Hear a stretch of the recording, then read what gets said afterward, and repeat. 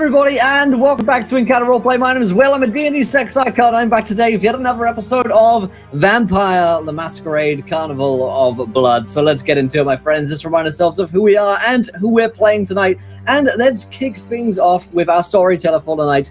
Lindy, how's it going, Lindy? I am doing super duper spiffy.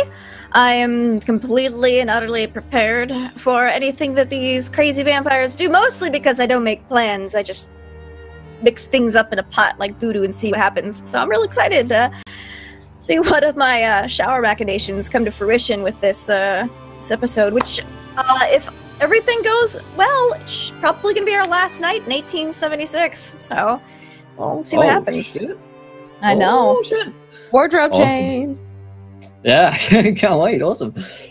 Great stuff. Of course, we have Christina back with us tonight. Christina, how's it going, my friend? It is going well. I am Christina Ariel, original sex icon, and I am playing Anais, the beautiful Toreador. So, Toreador, go to the next person.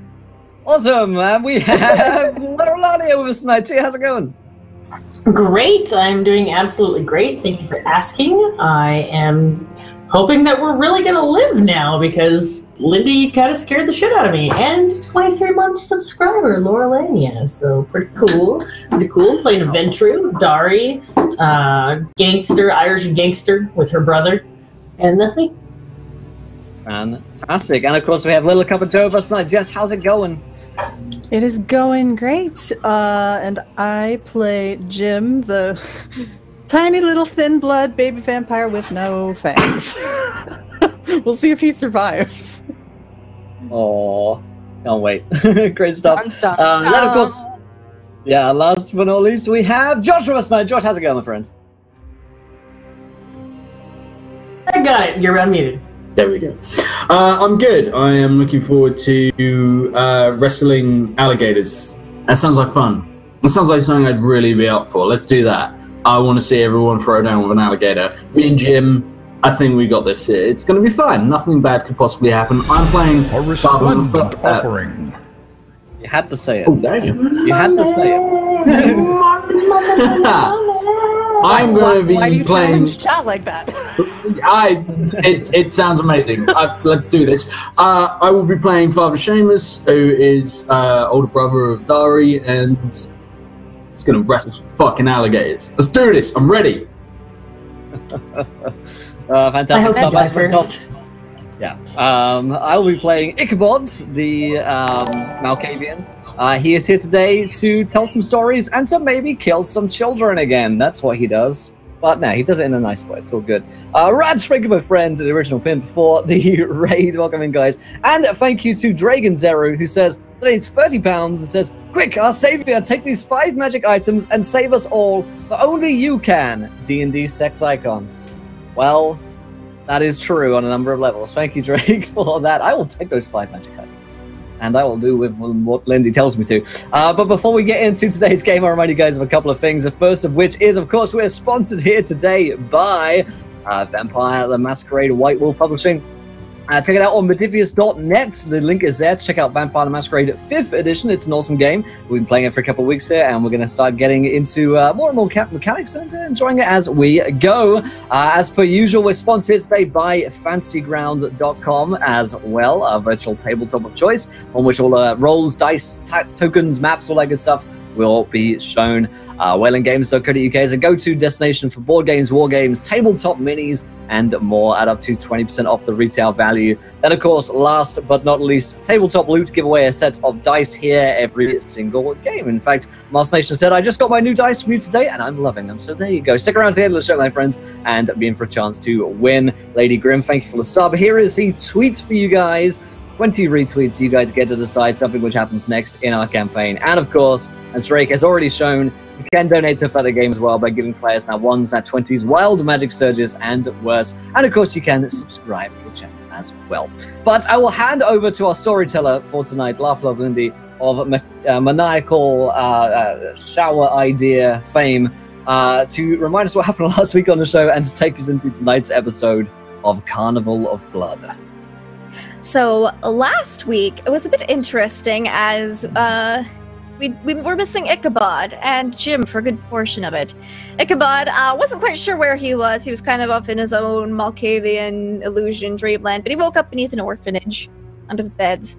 Kind of, you know, pretty standard for Ichabod. But Jim Kelly was left with the wonderful Marie Laveau, House of Voodoo. I have my own notes. I can read things. And was getting some protection from this curse because they weren't sure if Jim, our poor little dear Thinblood, could handle the resistance that the rest of the vampires have. Meanwhile, the other three went to investigate where the source of this curse could be. So they did some asking around. They found out that it's probably one of 2 voodoo practitioners in a certain area of town. And they went off into the swamp to speak with good Father Seamus's contact, Jamal, who is a Nosferatu info broker, to verify and dig up some more information. What they found out was rather interesting. They found out that it is indeed a curse that the young milkmaid lady that they had spoken with, or not spoken with, that we were considering speaking with, was indeed, her husband was actually murdered by a vampire and not just some wild swamp beastie, which kind of set them off a little bit. They also found out that he's a really, really old vampire and that he is a Malkavian as well. Meanwhile, they had sent off Jim with Chad to escort our good IRS witch hunter to retrieve the body of good boxer Anthony Bordeaux, who was the demon in disguise. There's also some people got burned at the stake, I'm pretty sure, and just the whole town's running amok. There's calling for vampires, witch hunts, etc. It's a little crazy in New Orleans right now. Such are the times. It is 1876. It's supposed to be Mardi Gras, but there's kind of a plague going on. Plague, curse. So the mood is a bit not as jovial. Downer on things, isn't it? Plague. A little bit of a downer. Like the plague really kills the party. So we're gonna hop back in with. We're gonna actually start off with Jim because Jim was absent for most of last session, or because dear Jess had real life things to tend to. So you were left with. To get some voodoo protection. So now you are instructed to keep this red flannel gris bag in your right hand pocket, and it will protect you from certain curses and stuff. You had to gather some ingredients for her, run a couple errands, but she made it all up for you nice, and she told you to come back because Jim is all nice and helpful and polite. She told you to come back if you ever need anything else. Awesome. You then were followed around with the group for a little bit and were instructed to escort Mr. IRS man back to the B&B, which is locked up, but you have the key. And you are to retrieve the body and get that reward from the IRS for heinous tax evasion, among other things. So you and Chad are walking this guy back, Jack Brady, and it's a little eerie. This guy's, he's short, he's got his fine business suit on, he's got his glasses at the tip of the bridge of his nose, and, Chad's Chad. And you guys walk back, and most people try to kind of make small talk, when they're walking or being escorted. Sure. This guy is just silent. He's just observing, he's holding on to his briefcase, and he actually walks really quietly, too. You notice his footsteps are not very loud.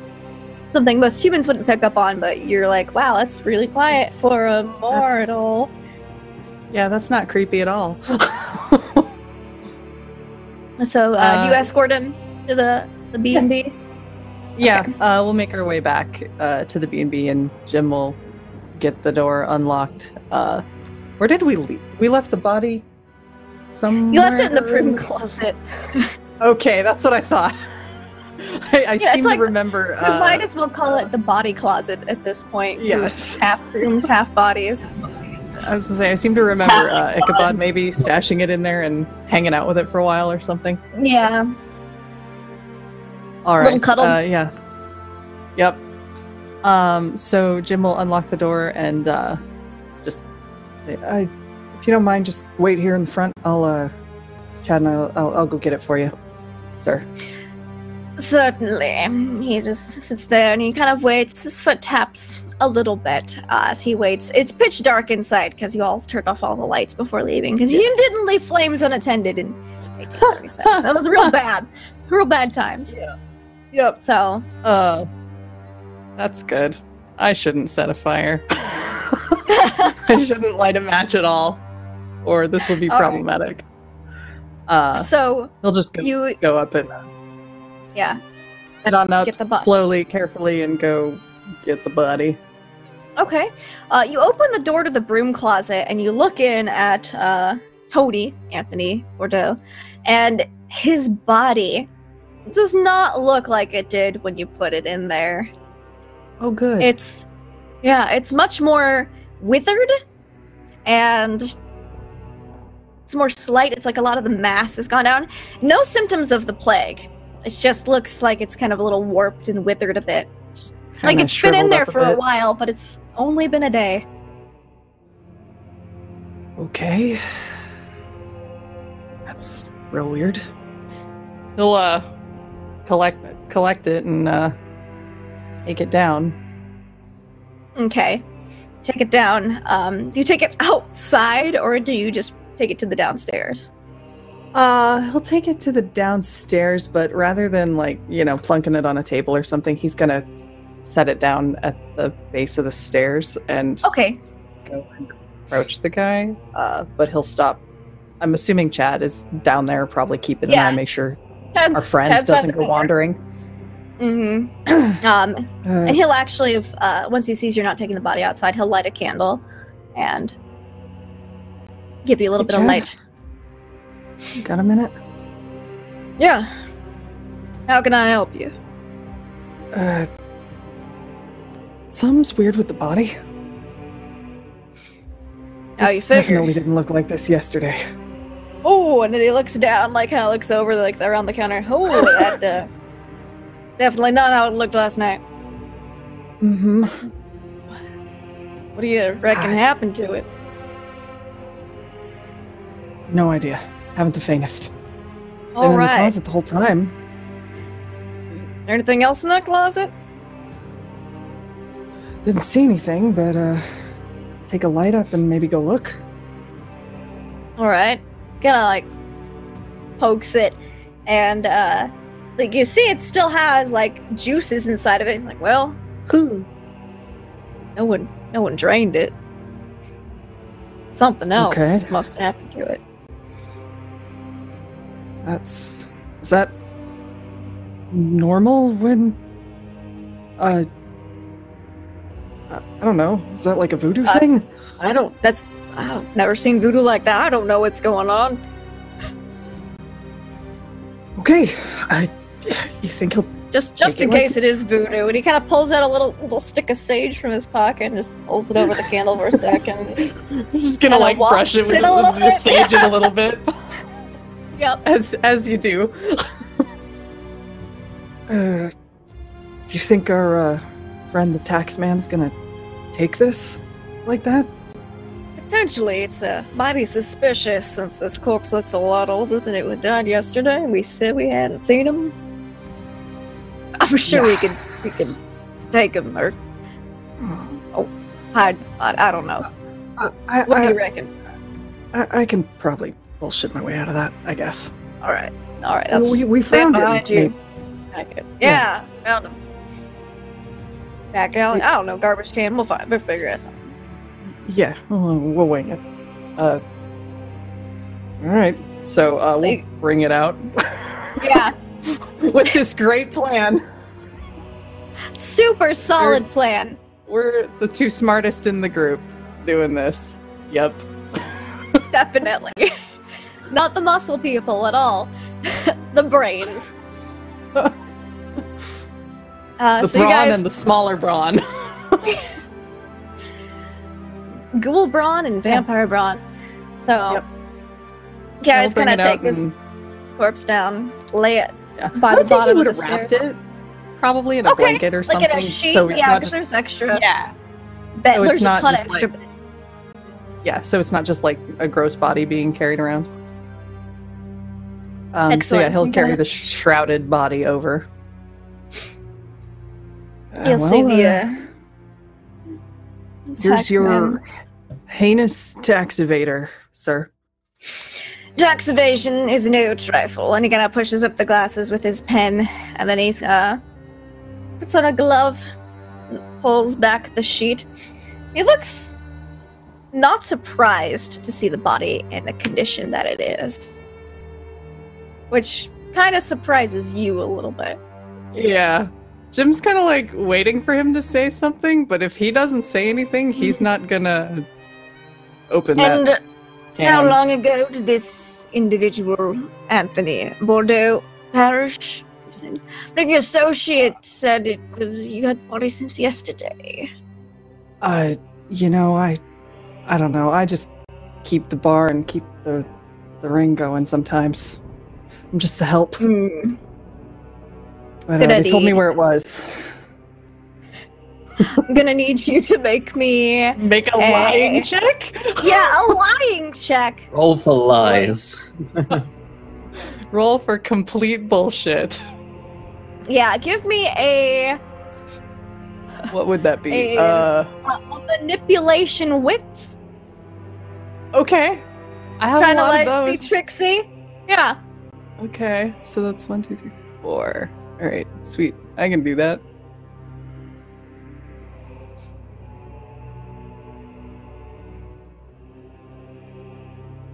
Ooh, 3 successes. That's not bad, but he is going to get to have a chance to basically insight you. This is fine. Yeah, it's perfectly fine. He's gonna insight plus critter. He gets. Whoosh. All right, you bluff him. He goes, of course. He kind of get like a slight yeah, of course they send the idiot help to retrieve the dead He body. just smiles like the dumb kid. Just like, And Chad's just sorry. like kind of like shrugging and nodding, like, oh, I'm just you don't know nothing. yeah. And he's going to Just the examine bus it. boy And and the bouncer. this body appears to be in it's more of a state of decay than was originally anticipated. However, it is indeed the body of Anthony Bordeaux. Right, so you said the reward was what, 500? Yes. Was it? I have a few other questions for you, though, while I write the check. Yes, happy to help if I can. Were there any other interesting figures around the night you found Mr. Bordeaux? Perhaps anyone Couple dressed a sailors. bit warmer than usual for the current time of year? I mean, a couple of sailors right off the boat. They're usually dressed a little warmer on account of the water, where they're headed from, but nothing really stood out I could think of. All right. You I looking will for someone allow else in you. particular?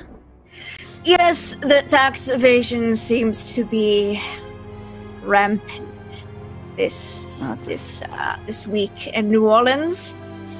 That's a shame. And Chad's kind of like looking, like thinking, like he's got his thinking face on, which isn't very subtle. Sure. He's genuinely thinking. He's not.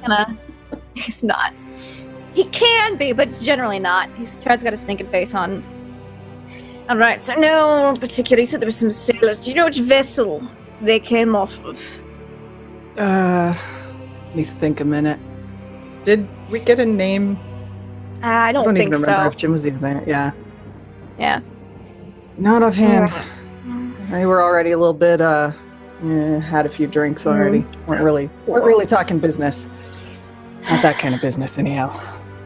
All right, and also, have you ever heard of? I believe he's a local here. He's suspected of tax crimes against the IRS. You heard of Big Bill Thompson? Yeah, you would have heard of him for sure. He's a regular at all of the bars. He's known for being loud, causing a ruckus. One of like a man's man. He wants to win at everything. So he usually doesn't participate in the fight club because he's afraid he's gonna lose. But But he talks a big game. Now you mention it, he drops by every now and then. Never wants to take his turn in the ring, but he sure acts like he could take everyone in it. Excellent. Thank you, Mr. Who do I write the check out to? Write it out to Miss Dari. Miss Dari. Does she have a last name that she uses? We are the O'Donnells. The O'Donnells, okay. Dari O'Donnell. All right. Yes, and I'll make sure that Miss Dari gets it. Please do. I won't write another. And he actually like goes to stick it in like your vest pocket, like just. Whoop. Thank you. Nice and safe, right here. All right. I love the He said, "Isn't there a crematorium in the area? I'll have them come by to pick up the body. I just had to affirm its identity." Yes, of course. It's just up the way, and I'm assuming he's probably thinking Gustav's. Yeah. So he'll direct him in that general direction. Biggest crematorium in all of New Orleans. So, you'll see him, he'll kind of like, pull the sheet down a little further, examine the body. By the way, for my report, do you know the cause of death for this individual? Honestly, we just found it. Need one as far as I know. more. Yeah, let's do it. Check. See how badly this goes. Same as before? Yep. Alright. Was it manipulation and wits or charisma and wits? Manipulation. Okay, sweet. Because you're twisting words. I'm lying.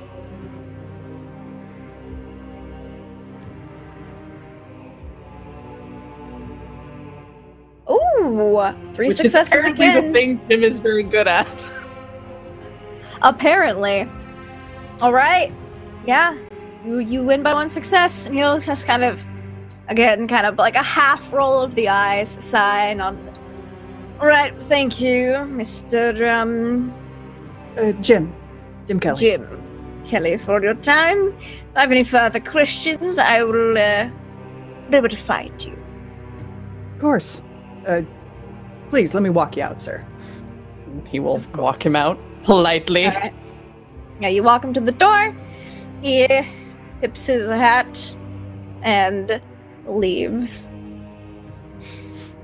You hear Chad will go like, whoo, behind you as soon as he's he'll out shut the door. and like against it, like. Right. Well, Something right with him. Can't put my finger on it, but hell. he's creepy as hell. All right. Reward cash, so there's that. Hey, always nice to have a bonus. So you can find Miss Dari. Yeah, not a bad idea, I think. All right. I guess we'll set that off to the side in case Gustav drops by. Yeah, I'll just stick in his usual spot. Just kind of leave it. We have an arrangement. He knows where to find the bodies. He knows where. And it's covered in a sheet, so people pretty much know what that is. It's pretty standard arrangement. No one's gonna mess with it, especially with the plague going on right now. No one's gonna touch any human-sized bundles wrapped up in a sheet. Seems dangerous. Seems so dangerous. He's like, I think they were headed to the swamp, so maybe we should just, start heading that way and run into them on their way out. Not a bad idea. Guess we'll walk up here and get going. Right then. So, guys. Somebody, I hope, puts out the lamp and we'll go. Yeah, if you walk out without putting it out, chat'll. Yeah. Love the lamp. Lock up the place and head on towards the swamp. All right, start heading towards the swamp. So let's get back to our people back inside the swamp, we have Ichabod, Anais, Dari, and Father Seamus conversing with Jamal, a Nosferatu info broker. They're finding out, they're asking a lot of questions and getting a lot of answers. This man is informed.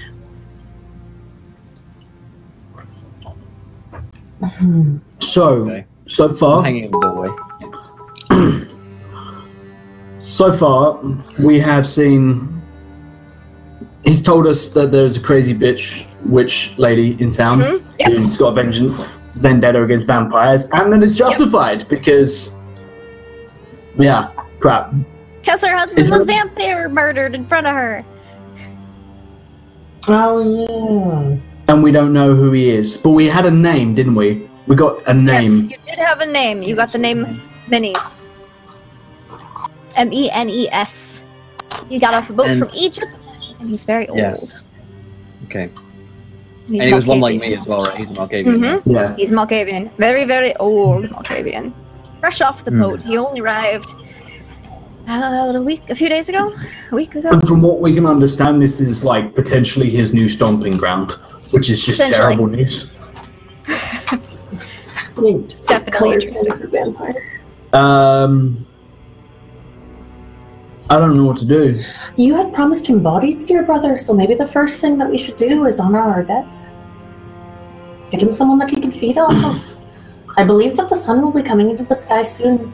I know that this is your abode, but would you come back with us to the church? We have a couple of people that you could feed on. I give her a very distrustful look. Yeah, because you know exactly what I'm insinuating and to. I know exactly who you think, and I know exactly who it ain't gonna be. No, it's gonna be her. You promised her bodies. You have to deliver.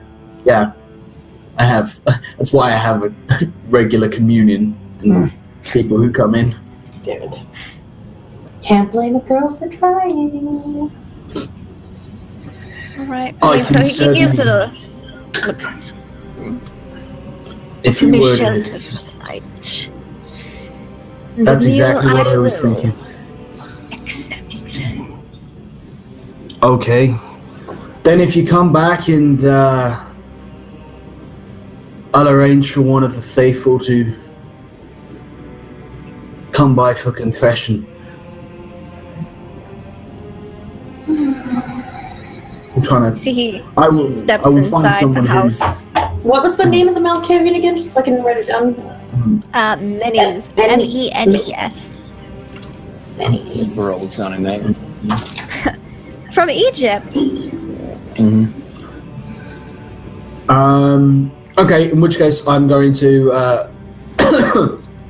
I'm going to try and find I'll go and find one of my flock. Like I will have to separate. I'll let Dari accompany. I'll sort of separate with the guys once we're out of the swamp, obviously, Okay. because I don't want anyone to miss me beating the fuck out of an alligator. And I will make my way back through sort of the poor district and bring someone to help prepare an early morning sermon. All right. I think that I would walk with Ichabod and Anais then back to Okay. the abode All right. if you So, want to come with me. Because Yeah, he said that he would meet with Jim and Chad about taxes. And am I correct in assuming the time? It is getting pretty late? Early? it's about mid. If it was daytime, it'd be midday. So you still have about halfway through the night. Oh, okay. So we've got enough time to... I don't really want to poach this guy. I don't really want to go around looking for Menes and let him know that we're searching for him this early in the night. I think perhaps that we should all meet up as a group and decide what we're going to do together. Now that we understand what's happening, that it's one of these voodoo curses, as the madam had said, that we gather all of our firepower, as it were. She kind of holds back a shiver while saying the word fire. And then move out together. If we manage to defeat this person on our own, I think our superiors will be quite happy. What say you? I say, looking to Ichabod and Anais and Father Seamus. Where do we begin? It sounded like that this person could be found in the lesser to-do areas. Perhaps we disguise ourselves as commoners. I like bristle at the idea. She's with you on that one. We don't want to be standing out the way that we do, and you do stand out, Miss Anais. Guess we should mingle with the old time throne.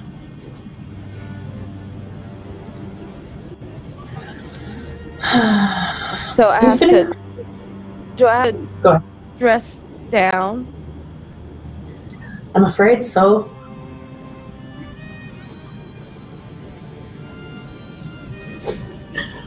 I don't know how you're going to pull it off. Your natural beauty is so magnanimous as it is, but if we stick out and this person learns that we're looking for them, well, then they might start looking for us first. And then we have an entire crowd of people that already think that there are vampires out and about.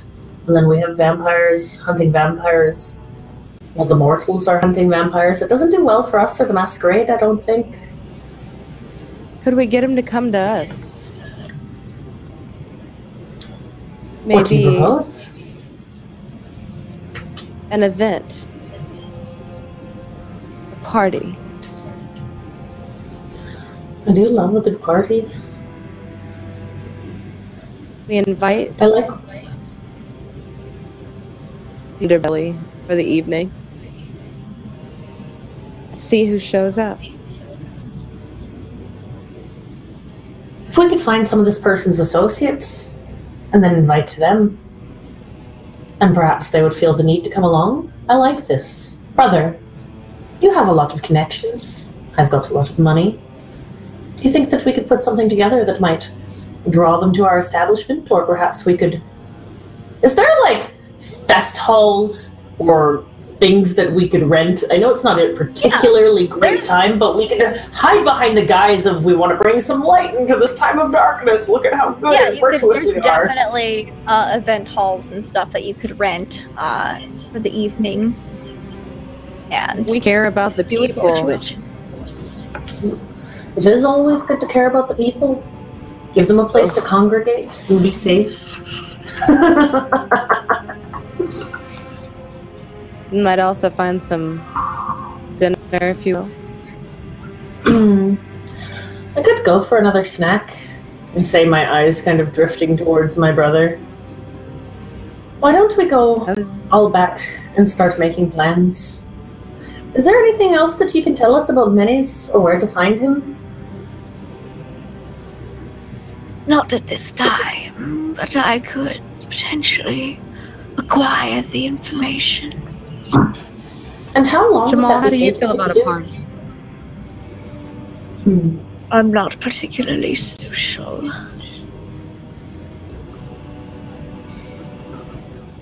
As he kind of like looks at you, like, because again, all of his cartilage is just gone. No nose, like ears are just ear holes, very gaunt. And he, as he says that, he kind of walks into the little hut that you guys opened up. Comes out with a cloak with a deep hood on it, and is ready to follow you all through the church. I lean over to Dar. Darius and say, it's obviously going to have to be a costume party. A masquerade for the masquerade? Well, Absolutely. it is that time of year. To do it at night, that's going to worry people. We could make But it a a whole masquerade event. ball is a perfect cover. We could do in the form of angels, and you could bless people as they walk in the door. I was thinking, at a time like this, people look to family, people worry about their own. So we'll invite the children. A mass baptism to protect them against the evils that lurk in the dark. Dari kind of nods.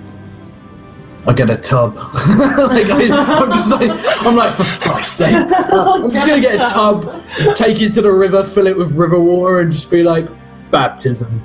No problem. I look.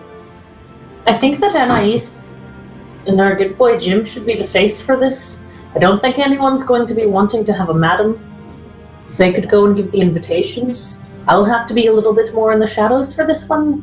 I'm not exactly well respected amongst the people. Could it at least masquerade baptism? I think that having the guise of angels and things like that will help the people feel more secure. They'd think that vampires wouldn't flock. I'm trying to I don't think it's making a mockery of God's own. I know that is your concern. But right now people are dying and they need a symbol. A physical symbol beyond the church that they can see with their own eyes. A dead angel. The Walking Dead. Undead.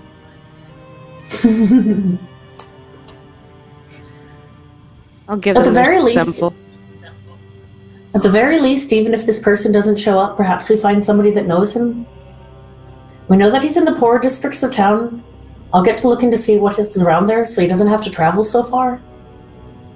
Ichabod. You know, I mentioned the man in the purple cape, the fortune teller, been seen around town. Was it? Could you find him? Could we bring him? If this man that we hunt is a Malkavian, and we bring someone who knows whispers of the future, destiny, hears things that no other man can. He is there, he'd make a fine piece of bait. He who is too well off is always longing for something new.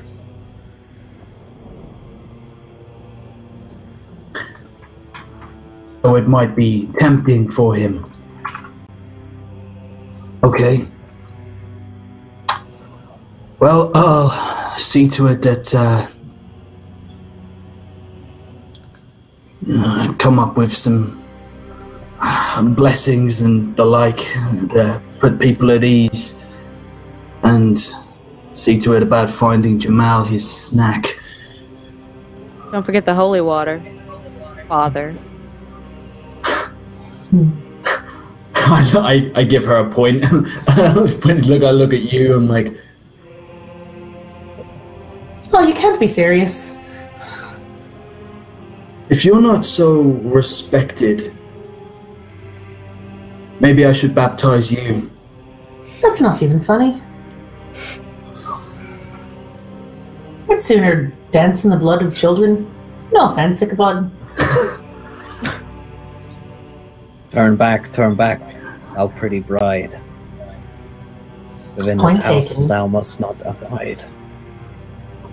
All right, I'll leave your precious little ones alone. My point is, if you're seen as something of a outcast, I can't believe that I'm about to say this, but this event isn't about me. There's a first. Fair enough. It's about finding this person and stopping the plague so that we have people to eat and that we can survive. This does give us one slight advantage. That means I can be sneaky. If it is the young and the poor that we're inviting, is it Big Bill? Is that the name of the guy who's kicking up a stink in town? Yep, Big Bill Thompson. I look around and I say, we need Big Bill Thompson there. He's the one who's been carousing the people and rallying them, starting fires, making it difficult for us. If we can make him think that he's in a position of power at the event, call him the guest of honor or some shit like that, I'm sure he'd show up. Ask him to protect the event. Oh yes, won't the big, strong, handsome man come and protect us? Woe is us. How would we ever get by without him? Something like that? Something like that. Excuse me while I go to Hey, we vomit won't with have little to human deal with their remains I egos. have. What would we do, Anais, without these big, strong men to save us from the evils of the world? Oh, woe would be us. However, would we protect ourselves without men? Like, Jim. I feel like I look at the same time to Seamus, like just completely unimpressed with this, but it's a good point. I look to Jim and I say, Jim, would you, You be guys able to do haven't met up this? with Jim quite yet. You guys Oh, are- yes. Still, they yeah. are still Oh, damn there. it. I look to Jim and then I'm like, Jim isn't here. Fuck. I need Jim! Oh, I need wait. Jim to do stuff. Ichabod will There's a nod. person like an unseen servant you're always used to having around. It's not there. Ichabod will nod and say, in the olden days, when wishing still worked, they let the king, whose daughters were all beautiful, but the youngest daughter was so lovely that even the sun was struck with wonder. Again? I don't understand that one. No, I don't like. For once, I don't understand. But that's why he's fucking crazy. I bet you're pretty good in a fight, Ichabod. We're gonna have to put you in the ring someday. Right. Because nobody's that fucking crazy. It's like a sissy. Right. What I was going to suggest is, if we want rid of Bill, but we don't want to draw attention, I was thinking I might have to swing by the crematorium. If we taint some of the liquor, keep it separate, and I make sure it finds its way into his hands, the plague take care of him. I know that you seem to have forgotten, brother, but I have a particular skill amongst mortals. They cannot resist me.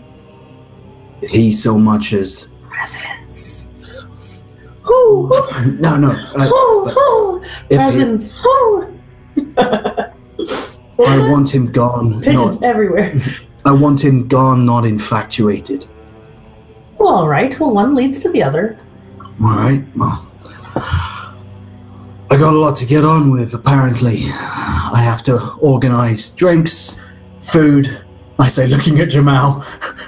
You can use some of my money. You brother. look at him You know, and for a right? second you can't find him. You look and it's like he's not there, and then you kind of look back and he's standing there.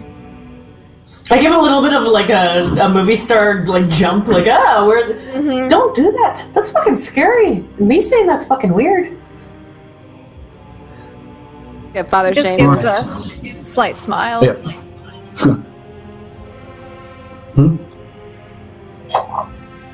Look at Father Seamus and say, would you like a parade, or would you like to just go do the things you have to do?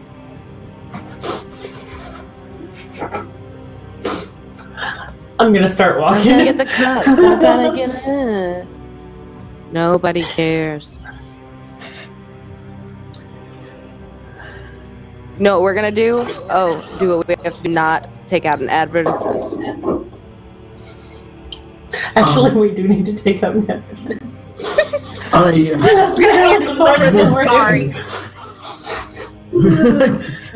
I Dari's gonna giggle and just start walking walk away. off, yes. I give you a little jab in the shoulder. All right, you guys We're head gonna head back. back to the B&B. You head back towards the B&B. Guys, I need everyone who's walking through the swamp to give me a little. Let's have it be wits plus awareness check. Is Hey, Fantasy Grounds open? Oh, well, you opened the book upside down. What did you put think the was book going to down happen? upside down. Okay, but how do you open up books? Do you open them back to front? Jeez Louise. Jeez. Yeah, fancy race up. Okay, give us a second to log in there. We forgot to log in at the start. Not gonna No lie. problem. We'll come back to while you guys are waiting for it to load up. Jim and Chad, you guys are kind of standing there at the edge of the swamp, like, yep. It's a swamp. Sure is a swamp. Yeah. I think we should, I don't think we should go in there, try to find them. Just get lost. How long you reckon they've been in there by now? I mean, it's taken us, kind of, pulls out a timepiece, looks at it, gets to the second. I don't know, an hour? 2 hours? Maybe 3? It's a short number of hours. They're fine. About as much time Just as wait a we've been little gone. longer. Yeah, I would think we'll just wait right here. Yeah, not real excited about going in there. Honestly. Yeah, you know, I heard, I've never verified, but I've heard there's heard of like werewolves, right? I hear these swamps got Sure. gators. Is that even a thing? I don't know. It's just what I heard. I heard from some of those, you know, those lunatics out there who are like, oh yeah, look at my guns and live in the swamp. It's not. Yeah, it sounds like the kind of thing They're those real afraid of me, but you know, yelling about. And they're really damn drunk. Well, that's what I yell. It's a little bit of an oddly specific thing to yell about. So So like on two legs and with man arms and that kind of thing? That's what they were telling me. It was real strange. Sounds weird as hell. Yeah, I really hope it's not a thing. I honestly, even if it is, I'm pretty sure Father Seamus would have a handle on that. Oh yeah, he'd probably just, punch I a... mean- I really want to see him punch an alligator now. That'd be something. Certainly would. And you guys wait. And let's see. I can't connect to Fantasy Grounds right now. I think it might Yeah, me be neither. Yeah. not connect. Oh, I know what it is. We have dice, bro. Look at all these tabletop loot dice that I have. Ooh. Oh yes, all the fantastical tabletop loot dice. I'm really in love with their Misty Step series. I'm not gonna lie, it is my favorite. I like the pink lemonade. Is it this one? No, this is the Citrus Sunrise or whatever. Oh, I think I know I why really it is like too. Will. Caesar dice. Yeah. Figured it I out. think It's we the should be able to Wi-Fi connect versus now. the hard line. Mhm. It's all good. So I'm just gonna roll my thing with physical dice while we wait, and I'll tell you how many successes I get. Yeah, Fantasy Grounds is up now. Oh, cool. Yeah, It's okay. loading in. Da, da, da, Get on in da. there. Excellent. Excellent. So, alright. Those wits awareness checks, y'all. As soon as I am in, I shall do that for you. Sweet. Alright, let me just double check my dice. Points for me. That's dice. Yeah, I'm These are gonna be D10s, rolling right? 4 dice. These are D10s, yes, correct. Oh, we both had 4. Okay, that'll be good to know once we're in. Number 5. You have 5? Okay. I don't know how will you... Is your screen gray for the campaign setup? Yes. Okay. Okay. I'm going to try rolling. Yours is 5? Okay. So that would have been yours. So you have 1, 2, Ooh, 3 6 successes. And I have 4 rolls, so that's that. Oh, I actually got a And that crit. is 1, 2... I have 3 successes. Yes. Alright, did anyone beat because I got a crit 8 successes? No. That's a No. hard no. That is a hard no. So, you'll I kind of for literally a moment... rolled all ones and twos. No. So y'all get the feeling kind of that you're being watched, but you just figure it's the swamp. You ever go? It's always kind of creepy going into the swamp. You don't see anything. So you guys Okay. keep heading back, and you meet up with Jim and Chad, who are waiting outside the swamp for you. Well, Hey. you two have got your fucking work cut out for you already. Oh, do we? Yeah, we're gonna be throwing a bit of a What's party. going on? It's a good thing, don't you worry. More than the usual? More than the usual party. This one's going to be big. I'm going to rent out a hall. Here. Oh. How did the thing with the body and the taxes go? Yeah, that, weird, but we got Creepy. paid. Yep. Yeah. He digs the, check out of his pocket and holds it out to Dari. Here you are, ma'am. How to make it out? I reach into my pocket and pull out like $500, just pocket change, and split it between Chad and Jim. There you go. Put it in there. Thank you kindly, ma'am. How it's the bomb. I know. Dari is like the highest of wealth, so $500 to her, fuck whatever. Here, It's like, I dug this out of the couch. Here's the equivalent of like $3,000. Have $3,000. It's fine. So, what do you mean by creepy? I mean, I know the taxes are fucking terrible, but Well, I mean, that guy. well, first there didn't make was a the damn body. sound when he walked. And yeah. Oh yeah, that was first, and then the body was sick. Did Ichabod? Did you do anything to the body? Did I? Mm. Fuck that.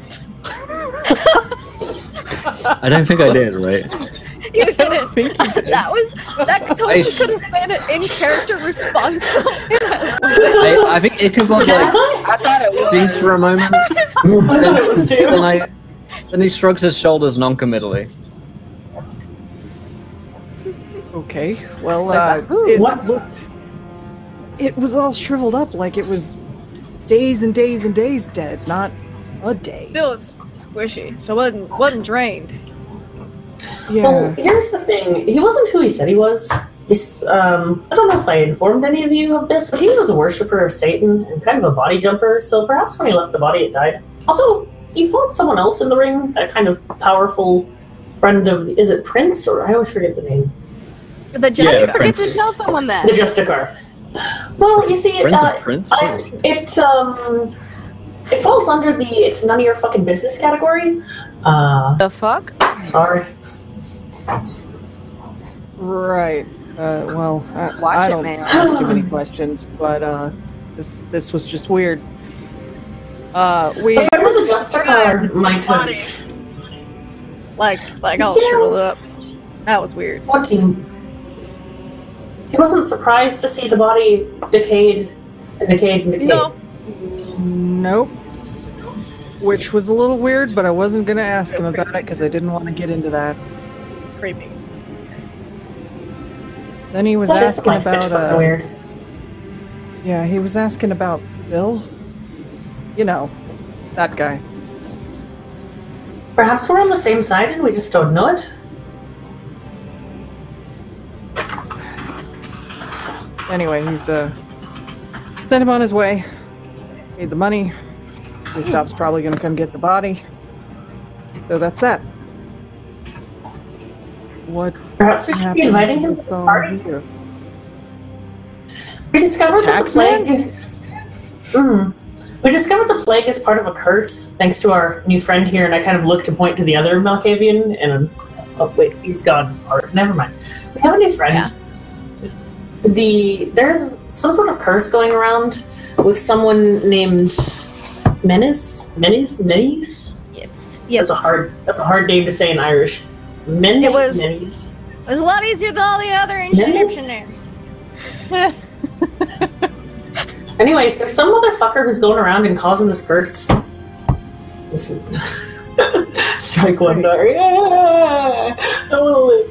I want to live. I don't want to go. Can I revert strikes off the list? How do I get my points back? Cancel. That's canceled.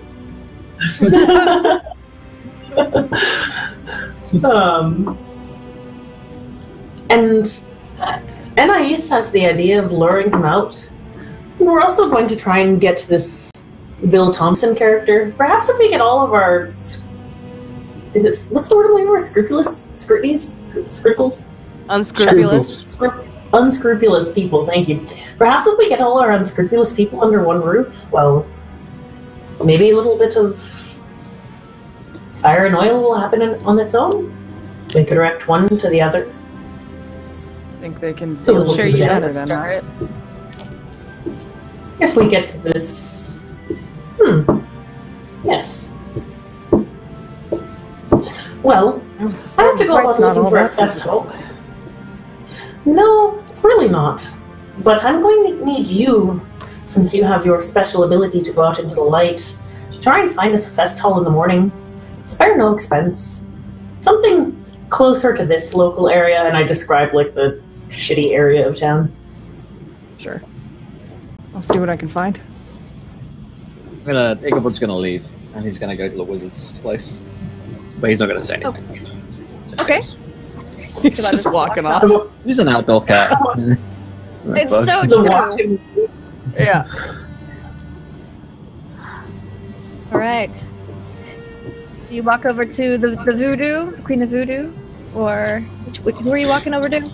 I'm gonna find this wizard, this street performer.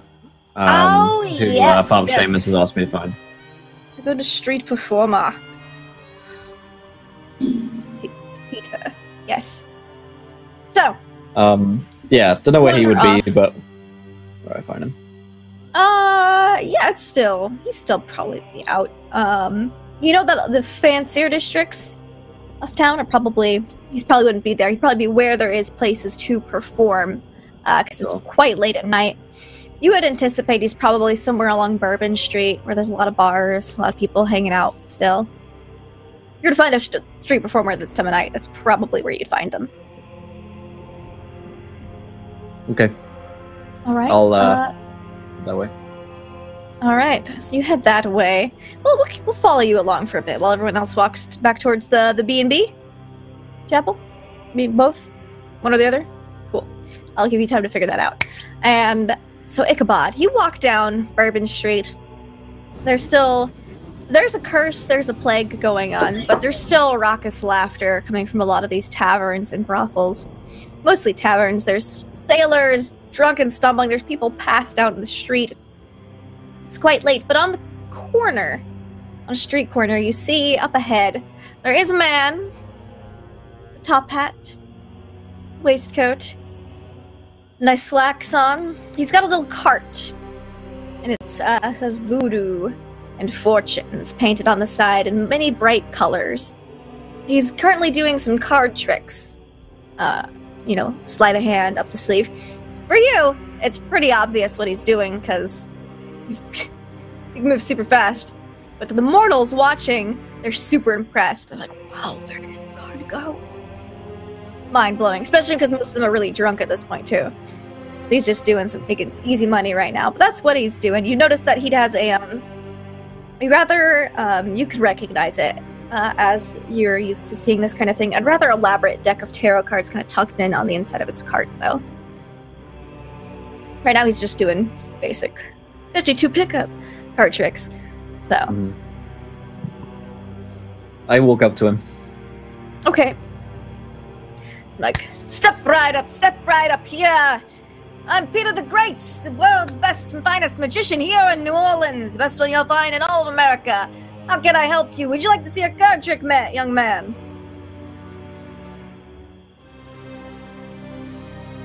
No. Oh, right then, perhaps give him a chance. Give him a chance. Oh, maybe you're interested in a fortune telling. No. Or how can I help you then, sir? You're just here to watch the show?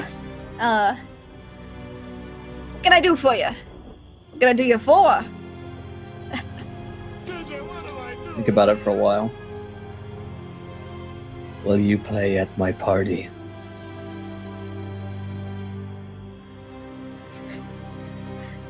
That's so creepy. Yeah, you're having a party, you say, when is it? What night? What day? I don't know. But all the little boys and all the little girls will be going. Alright then, well, I'd love to play at a gig. My schedule's pretty open this week due to the plague, so yes, put me down for this party. I am I'd be totally willing to play that for you. Work's been a little bit dry lately. Sure thing. Just let me know when and where. Yeah, I'm here at Bourbon Street this time of night. Good. You're All right, mine, we'll discuss. and I'm lying. Okay. All right then. You're a little drunk. Cool. Good to know. You remember this? You know where to find me in the morning. I will find you. Oh, all right then. Real nice. Looking forward to this job a whole lot.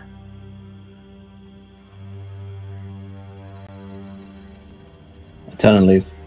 Okay, he's kind of like, step right up here. God tricks, coin tricks, name a chance, get your fortune told extraordinaire. And he gets a bit quieter and quieter as you walk away in the background. But you feel his eyes on you for a good way as you're walking along. So he's trying to see where you go. I disappear into An alleyway. side alley. And like that, you're gone. Gone away with a blink, having sufficiently creeped out a street performer and practitioner. And most of voodoo. importantly, I got a wizard for our party, guys. The You magician's did. gonna turn up. Hey, please give wild magic service to the wizard, please. Balloon animals. The next thing Ichabod goes to do is I go and buy a top hat so I can look like the Mad Hatter. Okay, Have my teeth excellent. Yes, you find a lovely haberdashery. So most stores are closed because it's like 3 a.m. 2 a.m. It's like 2 a.m. But you do find a haberdashery as you're walking down this back side alley. The haberdashery, where there appears to be two gentlemen with like scarves wrapped around their face, carting out a body wrapped up in sheets towards like back out the back alley towards a horse on the side, leaving the door to the haberdashery wide open. I step in. Okay. The only thing I regret is that Alice isn't here. Yes, there are many hats, shapes and sizes, colors, embellishments, hat pins, feathers, trinkets, bobs and bits, odds and ends. What kind of hat does Ichabod go for? It is the one with the most frills on it is the one that Ichabod will take. Lovely. It's one that's perhaps a bit more in style in France currently. It's it's almost like a tricorn where it's got lots of feathers and frills. It's probably more, and its colors are green, purple, and gold. It's probably meant more for Mardi Gras wear, but it's very fancy. Thank you, Andrew. Oh yeah, I take it. And I step out and head back to the, I guess, wherever we were headed, maybe the bar. Okay. You are in and out before they even have the body in the cart, such as your superhuman reflexes and speed. Alright, everyone else reconvenes at the B&B. Father Seamus go off to run some of his errands. Or does he come as well? A kind gesture. See here, wild magic surge for Ichabod and one for Dari. Thank you, Charlie. Excellent, excellent. I'll roll as I still this up. I already left. Like I went straight away awesome. to. Yeah, I've got to. I will go and find like a big bucket or something that could pass for, holding a large amount of water for the holy water. You can get a wash tub pretty easy. And then I'll go find like one of my flock, preferably someone who lives alone, and ask them to give me a hand carrying it back. Yeah, well, you do know that James Jameson Jr. lives alone. There's also a couple other members of your flock that are old, elderly, single, or just live by themselves. Yeah, I will find like I'll probably find someone elderly, and I'll be like, I need you to help me carry this massive tub of water. I'll make it like I'll take all of the weight, but like I just need I need someone to come back to be a sacrifice. Someone's got to die for this. I have a deal with Jamal. All right, cool. So, it's not James Jameson Jr. You'd grab little old Susie. She's an elderly widow. Doesn't really have much family or connections. No one's really gonna miss her. She goes. Fantastic. I come and I tell her that we are preparing something for the morning special sermon to honor her for her faith and how long she's been coming in, making our little community, our personal little community. So, Oh, Father Seamus, it's so kind of you. Oh no! You're making fun of little old lady! I know I should feel bad, but I don't. And I like lead her, my sweet young creature, all the way to the church. On the way, can I? Oh, if you help me cross the street, I'm sure I could get there in a jiffy. I'd like to. It's dangerous to be traveling alone at night, young man. Well, that's why I'm so thankful you're here to watch over me. Oh, you're such a sweetheart. And she'll kind of pinch your cheek. Oh, I contemplate snapping her neck, but I don't. No, thank you. And I will continue leading her whilst I do need to make a stop off at the crematorium, and I'd like to ask Gustav. I'll tell her leave her tied to a lamppost or something. And I will go. You are fucking terrible. Oh. They're pets. You could probably just be like, oh, I've got to drop off this quick eulogy for blah, blah, blah, and she'll just wait at the bottom of the hill. Because it's kind of like on the top of a hill, and, she's old. Oh, no, I don't make her walk up the hill.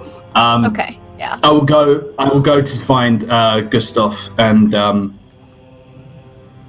do I interrupt a tea party or anything, or I never know. Oh, no, he's just got some of the corpses cleaning up.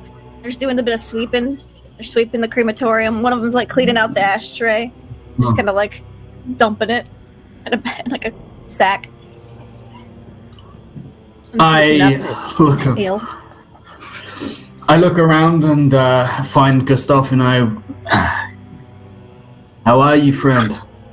Guten Abend, Herr Seamus.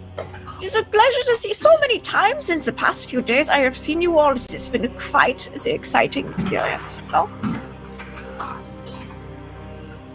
You remember there was... as well. I sneezed earlier and just dust fit everywhere. Ashes. I look around, I just sort of dust off my coat on my duster. Upon Mrs. Smith. I was wondering if I might be able to help you in exchange for you helping me. Ah, favor for a favor. What is this favor you are so interested in? I understand that Big Bill has been causing something of a ruckus, burning people in the streets. Yeah, he has. It is basically taking my business from me. I'm supposed to burn his corpses, though he doesn't wait until they are corpses, usually. It is an intriguing practice. Well, it certainly is bad for business, as you say, in more ways than the literal sense. My point being that I was wondering if I could borrow some ingredients. I'm thinking of making him a special concoction and adding it to his alcohol at a certain celebration we have coming up. What ingredients the corpses moving around. would you be needing? Specifically? Something that would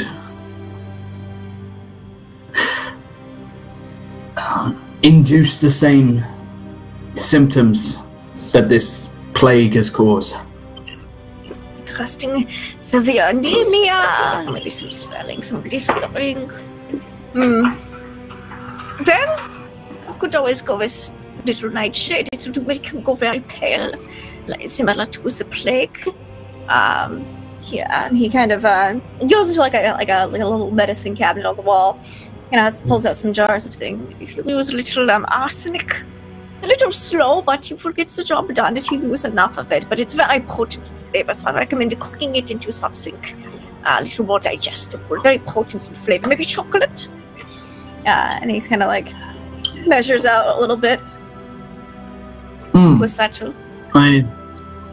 I'll take it and so I'll see to it that he stops stealing your employ and is no longer a problem. And once he's dealt with, well, I'm sure you'll have a chance to say your goodbyes. Well, all right. You just bring me the body when it is ready. I will dispose of it as usual. I pat him on the shoulder and I say, we should do this again sometime. Sort of looking around at the bodies and everything like, God, you're weird. Auf Wiedersehen. And I will, head on out and go grab Mrs. Smith and make. Oh no, it wasn't Mrs. Smith, was it? It's No, you, Mrs. Smith was the. Yeah, the I go ashes grab that her. are I go on grab your her. I'd overshoes. like to, yeah. Yes. Just a little off your boot. You got her. It's a little old Miss Susie. Miss Susie, that's right. Susie Jenkins. I'd like to escort Miss Susie Jenkins back to the church. Such a gentleman. Of course. And we'll get her back. And I think that Alright. covers pretty much everything, yeah. All right, so you get her back to the church where Jamal is pretty much waiting. You basically told him where to go, and he's just waiting. Although, it's kind of weird, because you don't see him. You come into the church, you walk past some of the pews, take her to the front, and then you look behind, and he's standing up from one of the pews. Like he was sitting there the whole time. I make sure she continues to face forward, and I say, before we begin, I was thinking it would be a good opportunity to pray together, to pray over the town and the people that are here, and to see to it that they have our thoughts, our blessings, given these uncertain times. Of course, of course. And she kind of like, Kitty gets down onto her knees, clasps her little hands together. I put my hands over hers, and as soon as she closed her eyes, I just sort of give the tilt of my head to Jamal to come over. Yeah, he'll come over and he's just gonna like knock her into the temple and passes out. I as I'm holding her hands, like I'll stop her from going down too hard, and you don't want to spoil the meat, do you? And I literally pick her up and just hand her to him. He'll just like sling her over his shoulder. I assume the belfry is unoccupied. I will reside there this evening. And he'll just Of course. go up there. Eat. Susie Jenkins. Rip Susie. So, Jamal has had partial payment. It's enough for tonight. And he'll potentially look out for more information. We've got Jim, Dari, Anais, and Ichabod returning. They're all probably at the B&B by now. Is there anything else anyone wanted to do? I imagine the B&B would have been open. Or, no, this is still the same night I said You guys closed it. All the girls are having a night off. Shut it down. And wild magic searches here real quick. As my Yes. one is that merchants readily identify me as a trustworthy customer. I am always buying good quality hats. That's lovely. I'm trustworthy getting that. You look at Man me, you with a think, hat like that, you can trust him. yeah.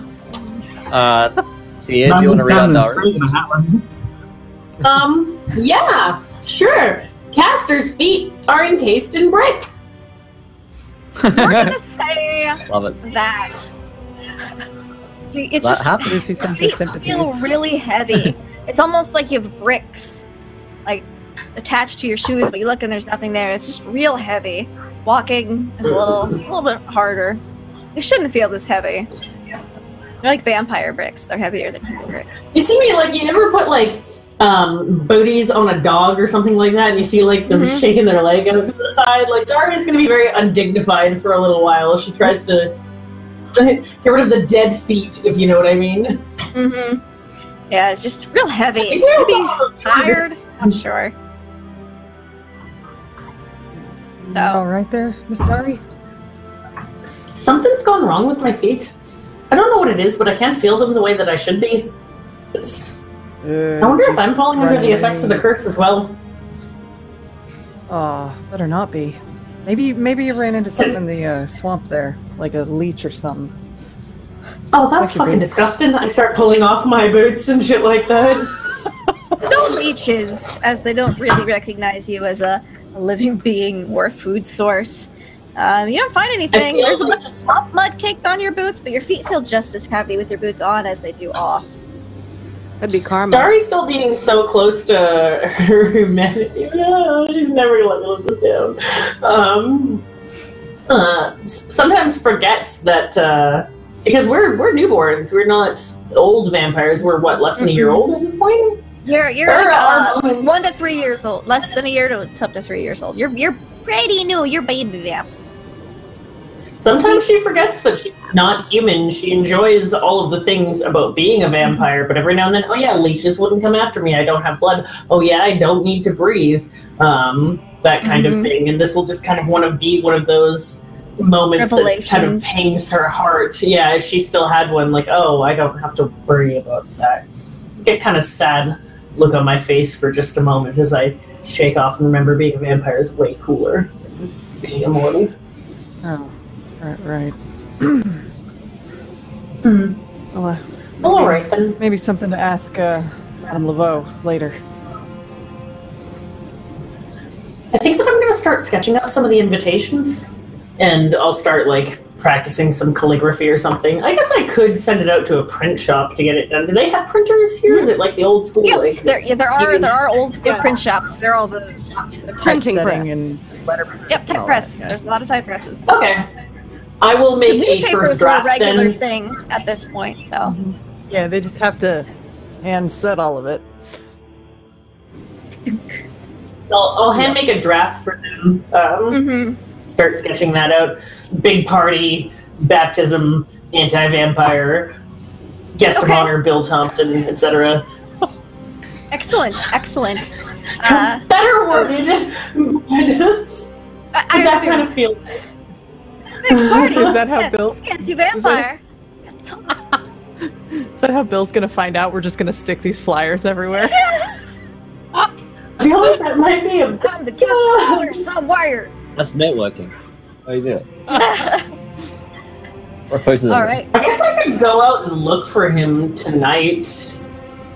Yeah. I think I'm going and trying to find Bill tonight. Yeah. I might pretty go easy and see if I can do that. He's known to rabble-rouse around somewhere. I go and I dig through like our junk drawer that we have here, and I like pull out one of Father Seamus's crosses and like put it on myself, maybe some Just other a drawer holy full of symbols, and crosses. pass it out. There's also like a drawer of confiscated jewelry that Chad's taken from some people. There's a couple of like elaborate crosses in there. Here you go, blessings be upon you, and I start basically making a mockery of Seamus. Oh, and you, child, here? The vampires can't get you now, Jimmy boy! Sorry. Not real convincing when you do that, Miss Dari. Oh, I'm sorry. Should I be a little bit more solemn? Maybe fucking lick my finger and stick it down your head? No. But, you probably need a head covering or something. That's how they wear it in church. I think the crosses will be enough. That's about as far as I'm willing to go. We should get on this adventure before Father Canners comes back. I live in a church right now. Jim, please. No. Dari looks at you like it's a good idea, but come hell or high water, she's gonna put on one of those fucking things. Let's go before Father Seamus is making a mockery of his church. All right. So who all goes with Dari to look for Big Bill Thompson? I'm gonna go to the. No, I just lost all my gold. Sorry. Oh! Oh no. Where's Anais going? Broke. Anais is going to the town square, and she has dressed in all white, and she has put on a cross so that she is less very pure, fearful to the crowd. And Anais is known for her voice in the town, so she goes and stands up in the square, even though it's late. And she decides she's going to sing an invitation to the ball, or to the baptism / masquerade. That's fucking brilliant. Excellent. Excellent. So you go into the town square, and I imagine you kind of start singing on your walk there to draw people out and kind of have them crowd around. And you get a pretty decent crowd. I would love for you to You don't just want to hear give the song? me. Oh, you have an actual song? Then yes. That's my action as the song. Yes. Welcome to your new lives. Find peace within our walls. One faith and one baptism. Come on and all. Bring to us your children. We've protection from the plague. Come join us tomorrow evening for a baptism masquerade. Oh, the crowd is Damn! enthralled. Absolutely. You've got people who are like, asking you, which church? Which church is hosting us? And you're easily able to redirect them. Oh yes, Which church? Father Shay will be leading it for us. We hope that you will come join us. Isn't that to the Ivory Chapel? Is it on that side of town? Yes, yes. We'd like to protect the children with prayers and give them blessings. If you'd please join us all. Of course. Thank you for making us aware. So these are dangerous times, and you get like a lot of pats on the shoulder from women in shawls and bonnets, and just people. Like people flinches are at the worried touching of the commoners. Mm-hmm. Like, I'm here to sing. Don't touch me. And you get a lot of people are very much just to see how many people. I would love for you to roll a charisma performance or persuasion. I'll let you choose between the two. Let's go persuasion.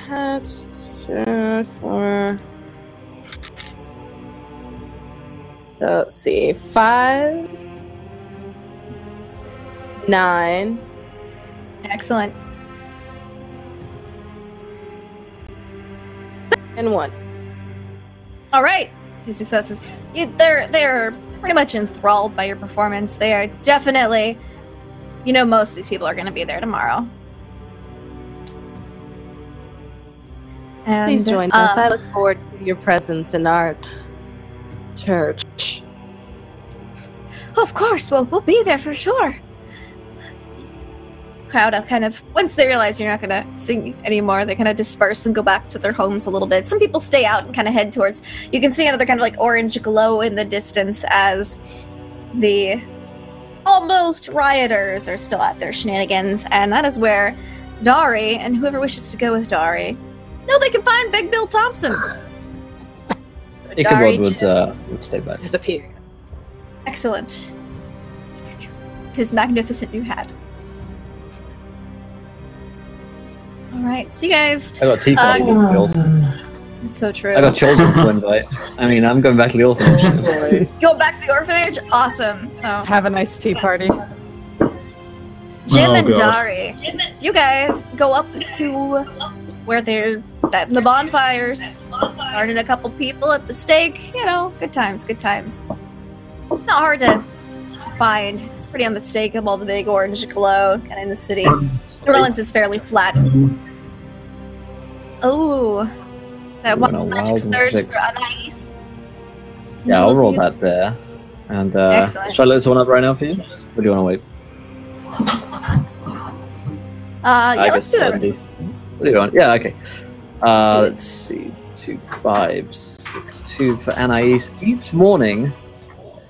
Wow, okay. Each morning, Anais must save or earn the enmity of a monarch.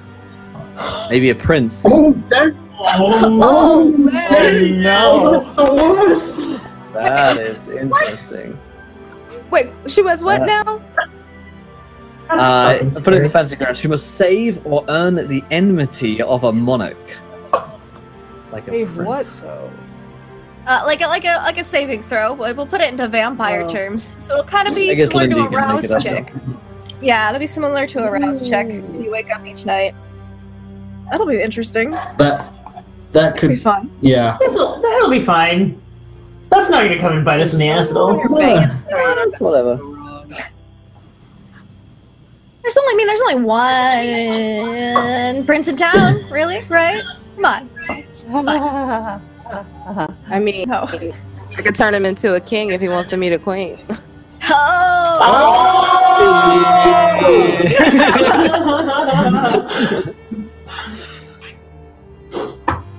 Oh my gosh. Awesome. So that'll take an effect next evening, right before the party. How perfect. So, Dari and Jim, you guys are headed towards the bonfires to find Big Bill Thompson. Yeah, and I see that orange glow, and I'm just like, all right then. Story.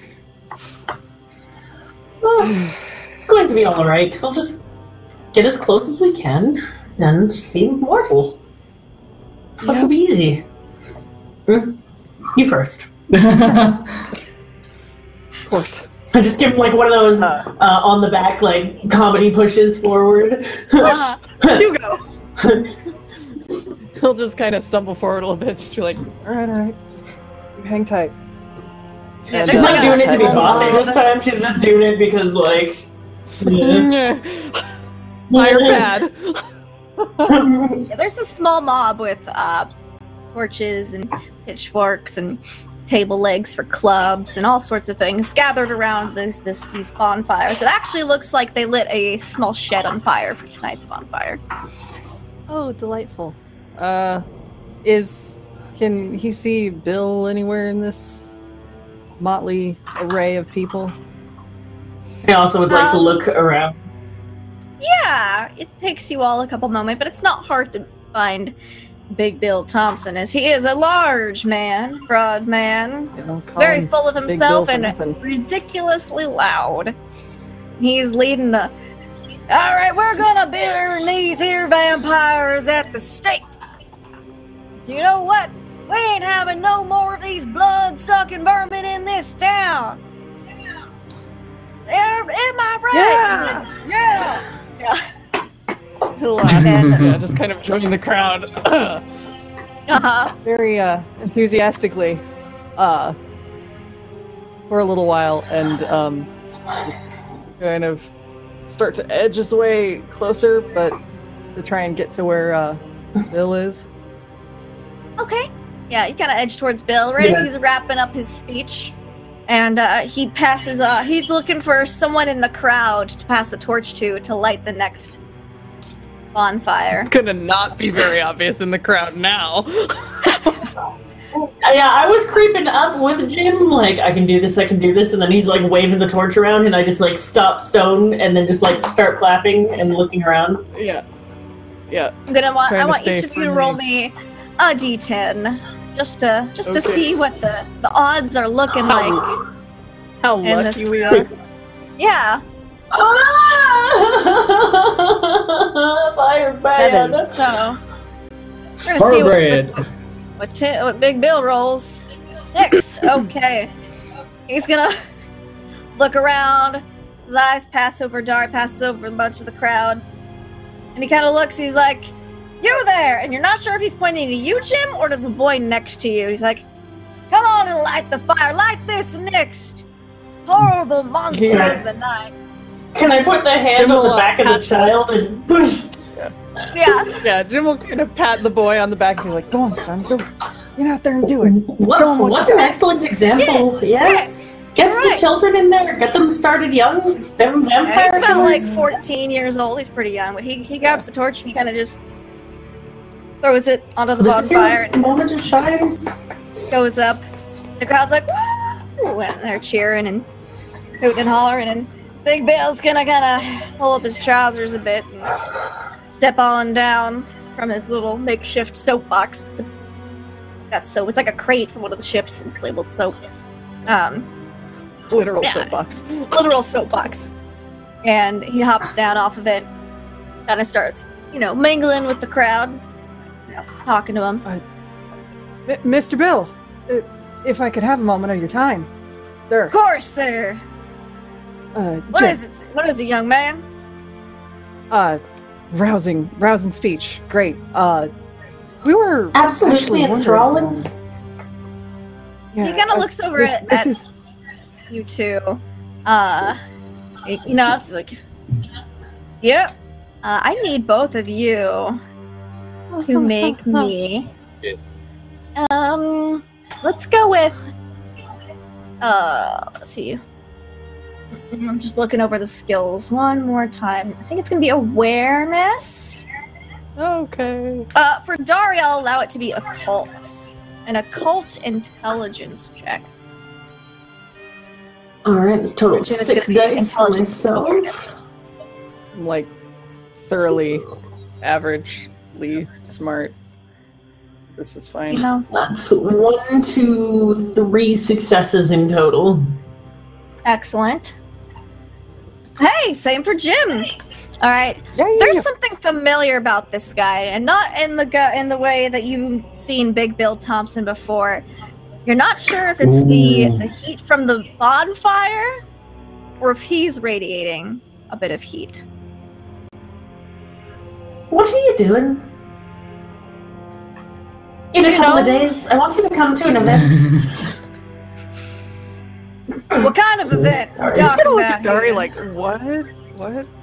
What's going on? We're actually hoping that you'll be our guest of honor. You've kind of made such a big impact on hunting these terrible vampires that, well, Father Seamus, he's gathering the faithful. And we're hoping to put a bit more light into this situation of darkness, as you have yourself. What, literally?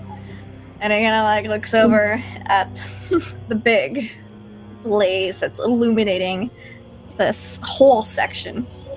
Alright, so this event's tomorrow? Couple of days? Where at? Well, we're trying to get it together as quickly as possible. We wanted to make sure that we can confirm with the guest of honor before we decided on a venue that was worthy of you. We're hoping to have somewhere in this district. But I suppose I can make time. Already said this is an anti-vampire shindig. Oh, Absolutely. Well, you baptize folks, And also, they're not as susceptible to vampires, or so the stories Of go. Right? course! That's exactly how it goes. You got the right idea there, son. He kind of slaps you on the shoulder, and again, you feel that heat kind of emanating from him. He's much warmer. Reminds you a bit of Pony, in a way. I'm wondering if I should try and trance him now, but... Alright, tomorrow night sounds... Wait, well, damn it, the accents are so... Alright, tomorrow night sounds perfect. Sorry, man. It's alright, you just have a strong and commanding presence. It's... That I do indeed is the Southern gentleman in me. Yes, indeed. The Southern Plague. The Southern Plague. Cannot be avoided. And every campaign, I cannot help but copy Southern accents. First Hall School, now this is... We don't like being mocked in that way either. I'm not mocking! Strike two. No! Three strikes, you're out. No! You got one more. And I'm canceled. Coming for your neck. Yikes. Alright, so tomorrow night, just let me know the shindig. I will be right here. Yes, of course. Also, like more Jimbo to come get I'm sorry, man, the crowd is a bit loud. I didn't hear what exactly you said. I'll send my boy Jimbo to go and find you and give you the official invitation once we have them printed out in the morning. Appreciate it. Yes, sir. I'll come look Everyone for you. knows at where that my time. house is. I am Big Bill Thompson. But of course. Yes, you are. All right, well, y'all have a fantastic evening. I cannot wait to see you on the morrow. You as well, sir. Bye. Keep fighting a good fight out there. You as Dari, well. shall we Shall we go? Yes, it already is a bit late. We need to get some sleep so we can get up in the morning. Yes, I agree. Got a lot of errands to run. First thing in the morning. First thing in the morning. And I walk off. Yep. We're walking away. Morning. Like people All right. do. So, Ichabod went off to the orphanage. Yeah. Right. Okay, has anyone told Ichabod when this party is? Because this will radically change how every conversation he has goes. I think Okay, I don't good. know that we Plan for decided on a tomorrow. date. we're gonna assume it's tomorrow with the way things have been escalating. Okay, sure. Let's say that it's tomorrow. Whenever when you someone's get to told Ichabod. Ichabod. Whenever you get there, party starts when you walk in. Yeah, okay. So, yeah, Ichabod is going to the orphanage. He's wearing his Excellent. hat. Yes. And he is going to invite children to his party. Easily able to break into the orphanage again. The children are all asleep, but readily wake up to your presence. You wake them up pretty easily, and they seem very excited about going to a party as they're orphans and they don't get out often. Oh my gosh, a party! I'm so excited. Is there gonna be food? All you can eat. Wow, you're so nice, Mr. Ichabod. Great big bowls of porridge. Some too big, some too cold, some too hot, but some of them will be just right. Just right. Wow, you know, like, they got like a bunch of like orphans are on like the same bed and they're just like listening to you. They're kind of piled on top of each other. One of them's like, Is there going to be any music? Oh yes, such music, the likes of which you've never heard before. Wow. And when does the party start? I don't want to be late. Tomorrow night. Okay. Where is it? Are you going to come get us for the party? Oh yes, I will play my music and you will hear it. Follow me there. The party. Okay. Yes, we will for sure. We won't tell the Nana though. If we tell Nan, she won't let us go because it's up late and it's past our bedtime.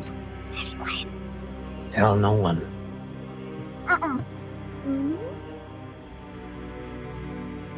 Ichabod and they hand you smiles. the key. Yeah, he takes the key. The most animated he's sort of ever been. Excellent. And I will see you tomorrow, children. You will follow me when you hear my song. One of them kind of like opens up, Says, I'm going to be so excited I won't be able to sleep. and closes it back. They all know hubbub and murmur, and they're really excited. And they're talking. They're showing you like a new trinkets that they found on the street.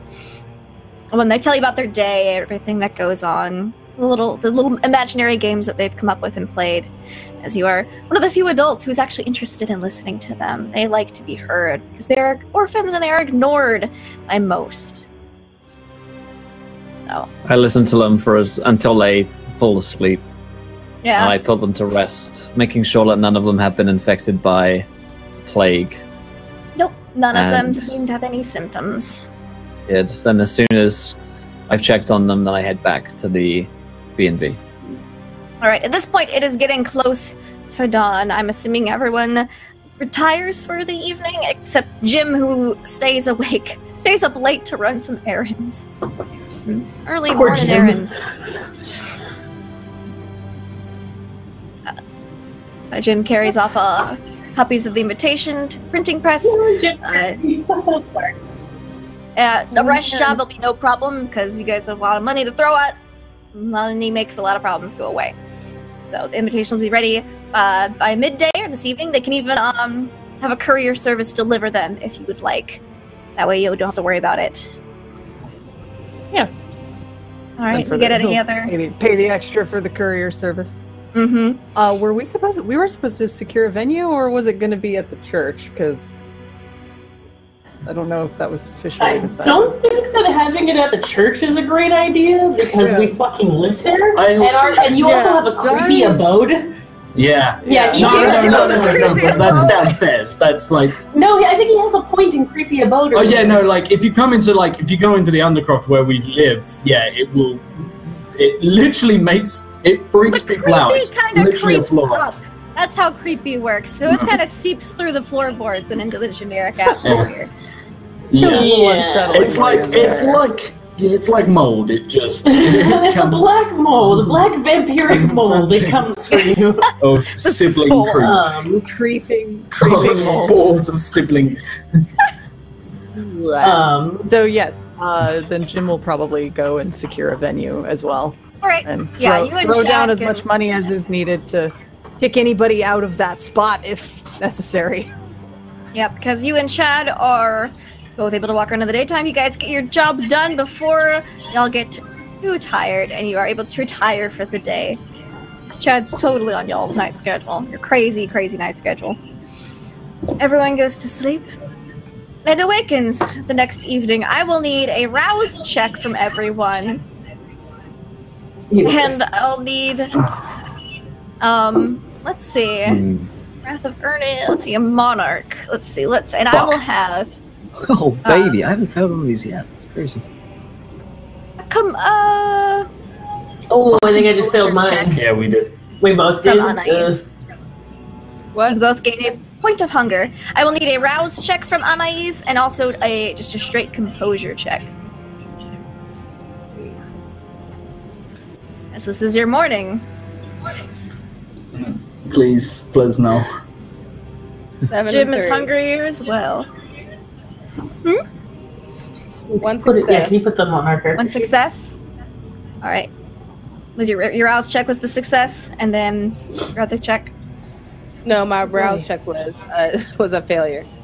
Okay, so everyone wakes up a little hungrier the next day, except I believe Ichabod, as always. About the 9, yeah, Ichabod's. Ichabod dieting. I'm fasting. Yeah. I rolled for you while you For were my gone. party. And 2, he's not hungry. Yeah. Not a hungry guy. So everyone else is a little hungrier this next morning, though. And Anais does not include the Wrath of a Monarch today, so that's great news. Do I see Dari when I wake up, though? Yeah. I would have gone home to sleep, so unlikely. You'd see her not too long afterwards, though, as I assume Dari would head to the B&B. Yeah, well, I'd be bugging my brother. Hey, feed me. Hey, feed me. Hey, feed me. I'm hungry. I just need a little bit of a snack. To How many points of hunger is Father Seamus on? 2. I fed. Okay. Oh, that's right. Yeah, you're good.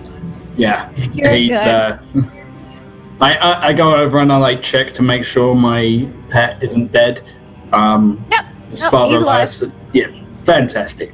And then I'll go up, I'll tell my sister to sort of wait, and I tell her we have a guest in the belfry. Need to make sure Jamal is looked after and makes it home safe. Alright. You want me to walk him home? No. I just want to make sure that he's not...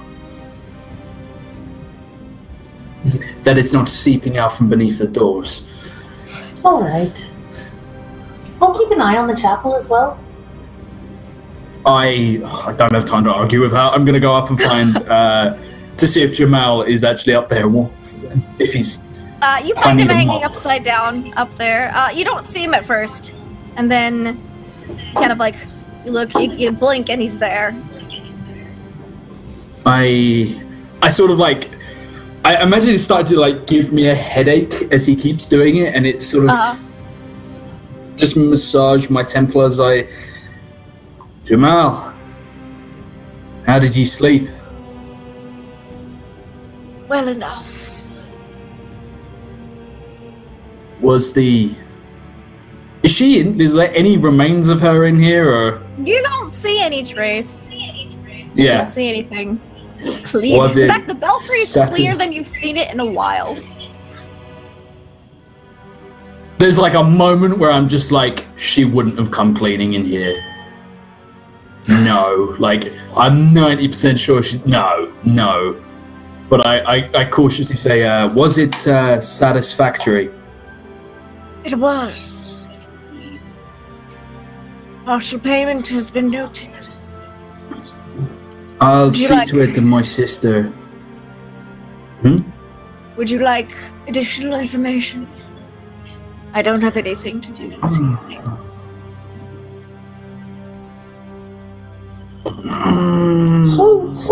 I could go. Yeah, but it's.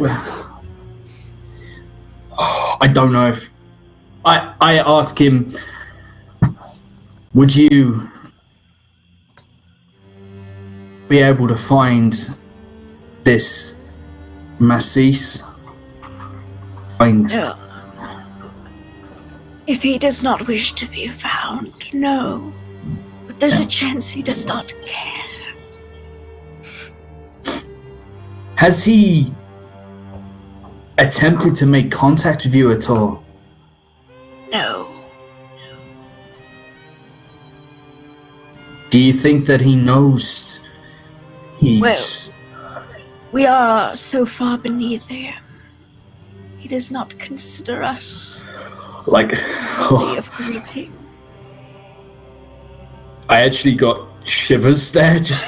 Oh god, I hate elders. I really hate elders.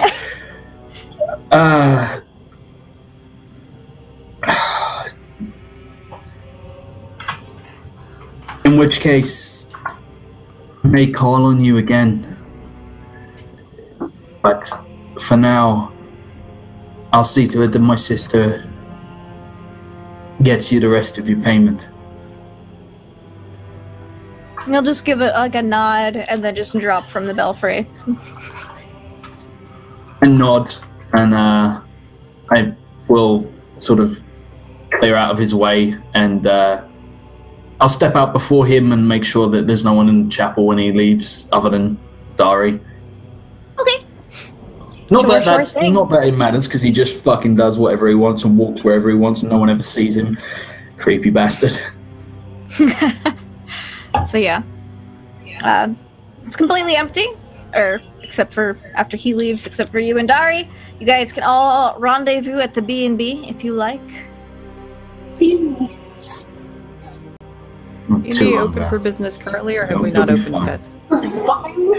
Ichabod generally is the person who opens, so... Yeah. Usually I'm there sweeping, but today I am putting up children's party decorations that I have found.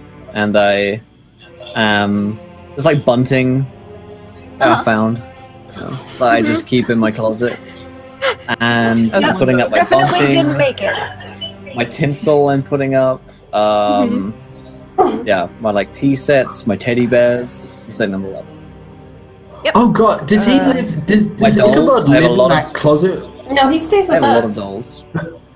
I was just worried that bounces Ichabod lives in around. the same closet that we store like the Christmas tree and all the decorations in. So Ichabod just has like all of the decoration. Like everyone needs a place to put it. Just like deck the place out like it's Christmas. That would be so fucking creepy. Yeah, it would. Deck the whole closet with boughs of murder children. Okay. It's fine. So I'm putting my Every now and creepy then you little just have doll like a shrunken teddy bears child's up. head instead Oh, of yeah. a Christmas ball. Deck the halls with boughs of holly, but it's bowels as in human Murder bowels. Oh my. Yeah. Bowels of holly. Yeah. Like you're cleaning up, dusting off decorations. I don't know if these are really gonna fly, but I'm gonna let Miss Dari tell you one way or another. I'll be back.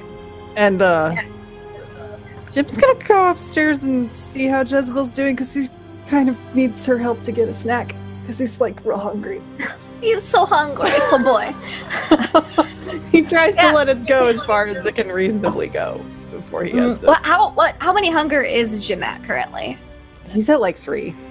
Oh, he's real hungry. He's real hungry. You're real hungry. Yeah, you knock on Jezebel's door, and you hear, come in. Jezebel, it's me. She's finishing pinning up her curls for the evening. As if you know, she's not going out for the night. You know, she's not working, she's going out, so she gotta look pretty either way. Yep. She'll be like, Jim, it's a pleasure to see you this evening. Yeah, you too. getting a little hungry. Suppose you could help me out with that. Oh, young man, come here. She'll gesture you in. But it's been some time since you have fed, no? You should really come see me more. I know, but well, sorry. It is alright. Come here, and she'll kind of bite her wrist and let you drink for her that way, because she knows you got real baby teeth. He ain't got no real teeth. Okay, yeah, he'll Just gumming at her. drink it. I mean, he has teeth. He just doesn't have sharp and pointy teeth. Just normal old, Pinches. like moving teeth. Yeah. Yeah, so he'll drink it till he can knock down the edge of the hunger a little bit. Yeah, you can slake 1 or 2. Okay. She won't let you take more than 2 though. Yeah, he'll go down to take 2 off at least. Okay, so bringing you back down to 1, which is good. Yup. All right. Sorry about that. That is no problem. I will have to inform Miss Dowie that I will not be walking tonight, as I myself need to feed a bit. And she kind of stroked your hair a little bit, almost like a mother would a child, as you kind of drink, and then she gets up and she heads downstairs to wait for Dari to come in. Yeah, he'll escort her downstairs. Arriving somewhere around then. I will bring sort of simple vestments, I guess. Something that looks a little bit more, In a wash tub. Blessy. Yeah. Oh no. Well. Fuck. Yeah. So yeah. I vestments, and I've just got this tub over one shoulder, despite the fact that. Yeah. Dari's gonna go into her room that she keeps here and pick out some sort of not frightening costume. Okay. Yeah, you've got something in not black. Yeah. You guys don't own a lot of bright colors because it's hard to get the blood out of those, but you got something. I find my one good white shirt that Dari hasn't fucking ruined yet. I'll just be like, yeah, okay, this is me. All right. And Anais, does she come down from her room as well? Once everyone is there? I do. Wait, has Dari gone to go change, or is she down here? I would be changing at the moment, I believe. Okay. And I go knock on her door. Hello? And I kind of open the door, stark naked, with a bunch of different clothes on, scattered around. Oh, hello, darling. Have you decided what you're going to wear tonight? Thought I'd wear you for a minute. And I walk into the room and I grab the back of her hair and I pull her in and I start to kiss her. I kick the door closed so that my brother doesn't walk by, and I join her in our makeout session. And you're feeling a bit feisty this morning. Say as I'm kind of smelling her hair and licking her skin. So I take my finger and I run it along the side of her face. And I lean my face into her neck. And I bite the shit out of her. Not to mortally wound. I know. I'm sorry. I got excited. I mean, I was too, but you gotta leave them wanting more. So, if I can do that earlier. Well, now I have to put something on this. Maybe next time you'll mind your manners. Oh, are you still upset about that? You know me better than that. Of course I am. Oh, no. But now that you've been punished a bit, we can play. I grab her and I toss her onto the bed, kind of needing to assert some of my dominance a bit, and I imagine that since there's no music or anything playing, you could probably hear us upstairs. Yeah, you probably can hear some going on. As Jim comes downstairs. Do you let me feed off of you? Yes. That increases my bond to you, as I am a long bond and a bond junkie. And now my bond is starting to slowly get mixed between Father Seamus and Anais. Losing And a the little bit of power, that Father. Justicar. And that Justicar. It's kind of like I'm at her done. and at Father Seamus. It's kind of a fuck you to Father Seamus. And after I'm done, I never get to tell you how beautiful you are. I kind of like, and for the rest of the time after we're done, kind of our lovemaking session, I will be doting on her, fixing her hair, making her shoes fit okay. I know that massaging doesn't really do too much for vampires, but she's still in that mortal habit, and she's very much doting.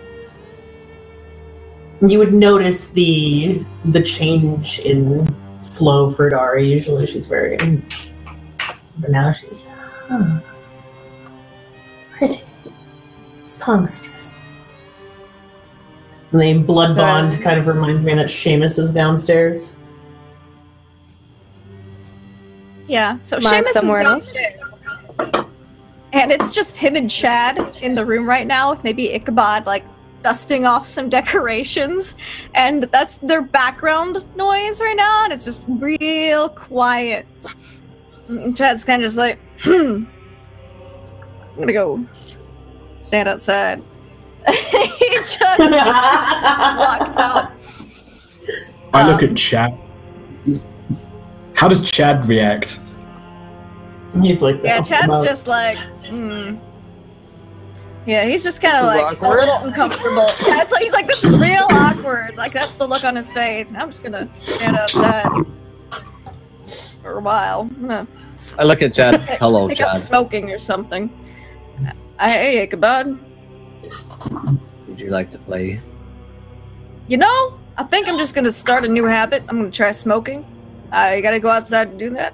I'm gonna just. I get a teddy bear and I hand it to him. Well, start Okay. handing it to him. Thank Are you you, sure? Ichabod. Yeah, that's real nice. Yeah, I'll think about it while I go pick up a new bad habit. And he kind of just sets I it on turn the counter. mischievously to the others in the room when he's That's gone. just Father Seamus. Sorry, I meant the other teddy bears. Oh, the other teddy bears. The others in the room. Yes. Yep. And they it looks like looks like they're mischievous as well. In your mind. Father Seamus, it's just real creepy. Real weird. And at this point I think Jim and Jezebel are kind of walking down, and she kind of stops Jim for a second and goes, well done. And she kind of pulls out a handkerchief and just dabs the corners of your mouth a little bit. There you go. Much better. Thanks. Gonna be a real fancy party tonight. I should probably get my jacket. We'll You duck probably briefly should. into it. Oh yeah. He'll duck Chad's briefly dressed into the room. all nice. Grab it. By the way, he's got his like a vest on and a jacket. Yeah. Just fancy. He'll get his jacket on and actually like put a tie on and that sort of thing. Look, All right. So look you guys dapper. look real dapper, and I think that's when Dari and Anais would probably be around finished. Is after enough awkward silence and the downstairs has passed. we come looking like angels. Beautifully dressed, immaculate. And I'm like cocking my eye a little bit at Father Seamus as we walk down the stairs. I've probably got some sort of neck decoration to hide my new bite, since that will take some time to heal. High frilled, modest collar and blouse, probably. So classy. Yeah, that's me. Dari, the fucking class act. That's what they say around town. Literally those words.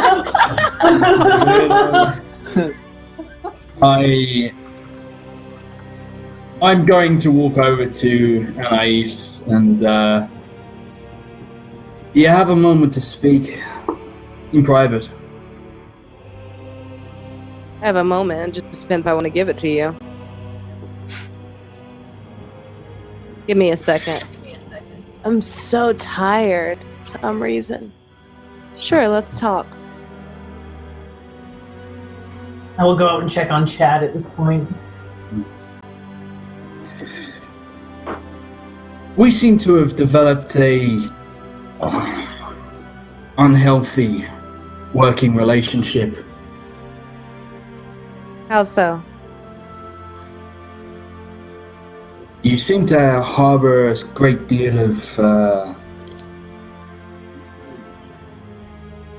You seem to have a fucking problem with me. There's the Irish. What makes you think you're that important to me? Your constant attitude that is, well, starting to try my nerves. Sounds like a personal problem to me. It wasn't What personal. you believe or you perceive to be going on, I don't really think you're important enough for me to waste my time. Father. I don't mind you pushing. I've dealt with people like you, people who think they're above it all, for a very long time. I'm not bothered by it. But you bring my sister into this. That changes things. Oh, now you want to judge how I play with my toys, too? Call my sister a toy, and this becomes incredibly personal and very straightforward for me. I don't give You're a really damn. sensitive. I have toys. Ichabod likes toys. Do you have a problem with Ichabod liking toys?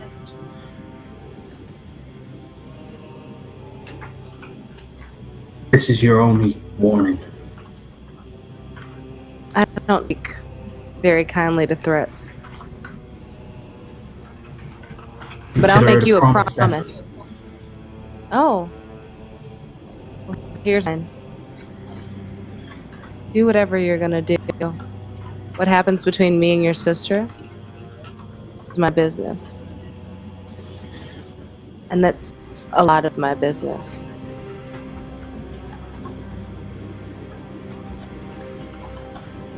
But I'll play nice, Father. After all, we're just one happy family.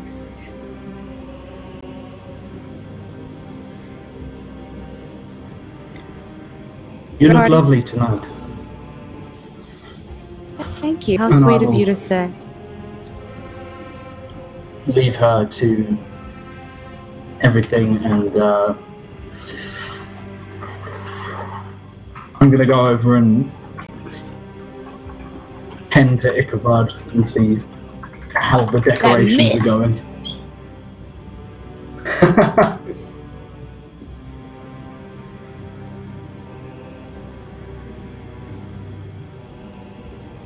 Right. Everyone is gathered downstairs. The invitations have been sent. What does everyone do? Do you go to the venue? Start Can we getting get ready? a horse and carriage to officially take us? I mean, it's our That's party. not a We'll problem. look good, I guess. Yeah, that is quite easy to That's fine. arrange. I Quite swear, both. simple thing to do. Well, I have pre-bow.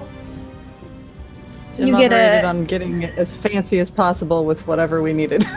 Mm-hmm. It's quite easy to rent a carriage large enough to carry everyone, and some horses to draw it, and a coachman for the evening. Daria pays for it. She has enough money. It's fine. Don't even have to roll. She's loaded. So you all get carted off to the venue. Quite the nice venue. So made of all wood, like most buildings were. But on stilts, it's right on the river, right on the Mississippi. Beautiful view. You see the other side of town, just across the other side of the river. Boats going to and from. Little lanterns on the boats, illuminating, kind of giving the Mississippi a little bit of a sparkle this evening.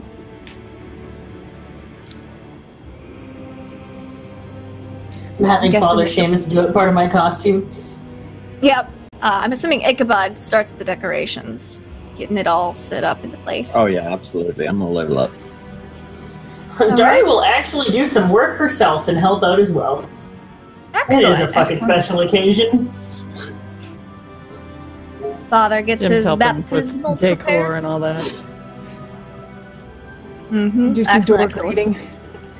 Welcome the people to Guests this thing. haven't quite started arriving, but you do have some people who are, a couple people show up early. Some of them offer to help set out. Those are the practitioners of the Ivory Chapel, those of Father Seamus's church. They want to help set out, set up for this wonderful occasion that they've heard about from the lovely street performer who walked through the streets earlier, singing a beautiful song about this. And they just had to come and offer their help.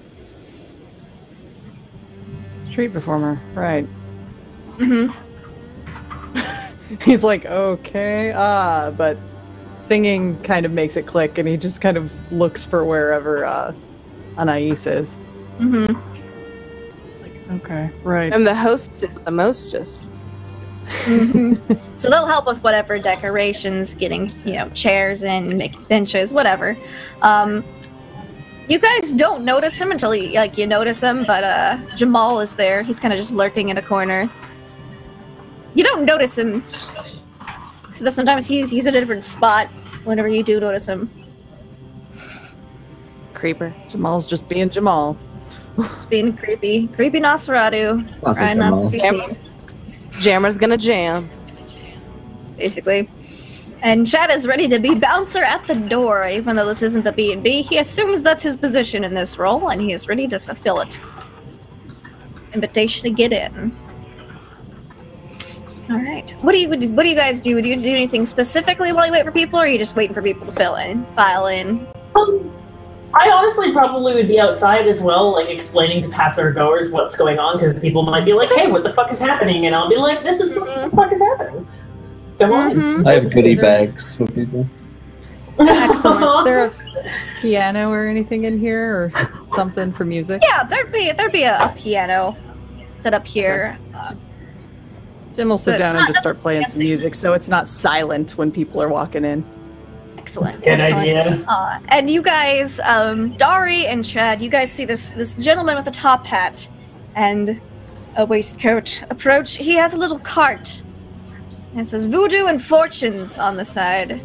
He's like, Yes, I believe I'm here to perform this evening. Yes, I believe that you were. I believe that you were invited and welcome, but I hope that you don't mind if we make one slight adjustment to your cart, as this is a Christian ceremony. Would you mind if we just covered the room? Oh, one of those. Sure, certainly. I will. Don't worry. He pulls out a sign, pulls out the shelf in the back of his Switches cart. a sandwich board over to Christian party and friends. It's so prepared. Beautiful. This happens all the time. And then it says children's entertainment. And he puts away the cards. And he pulls out a few coins and some hand puppets. Bless your heart. Thank you for being One of so these kinds of understanding. parties, I see. Yes. I think Ichabod appears just behind him, just over his shoulder, whispering in his ear, "Thank you for coming to my party." Oh yes, you good sir. I found it. You were right. It wasn't hard to find.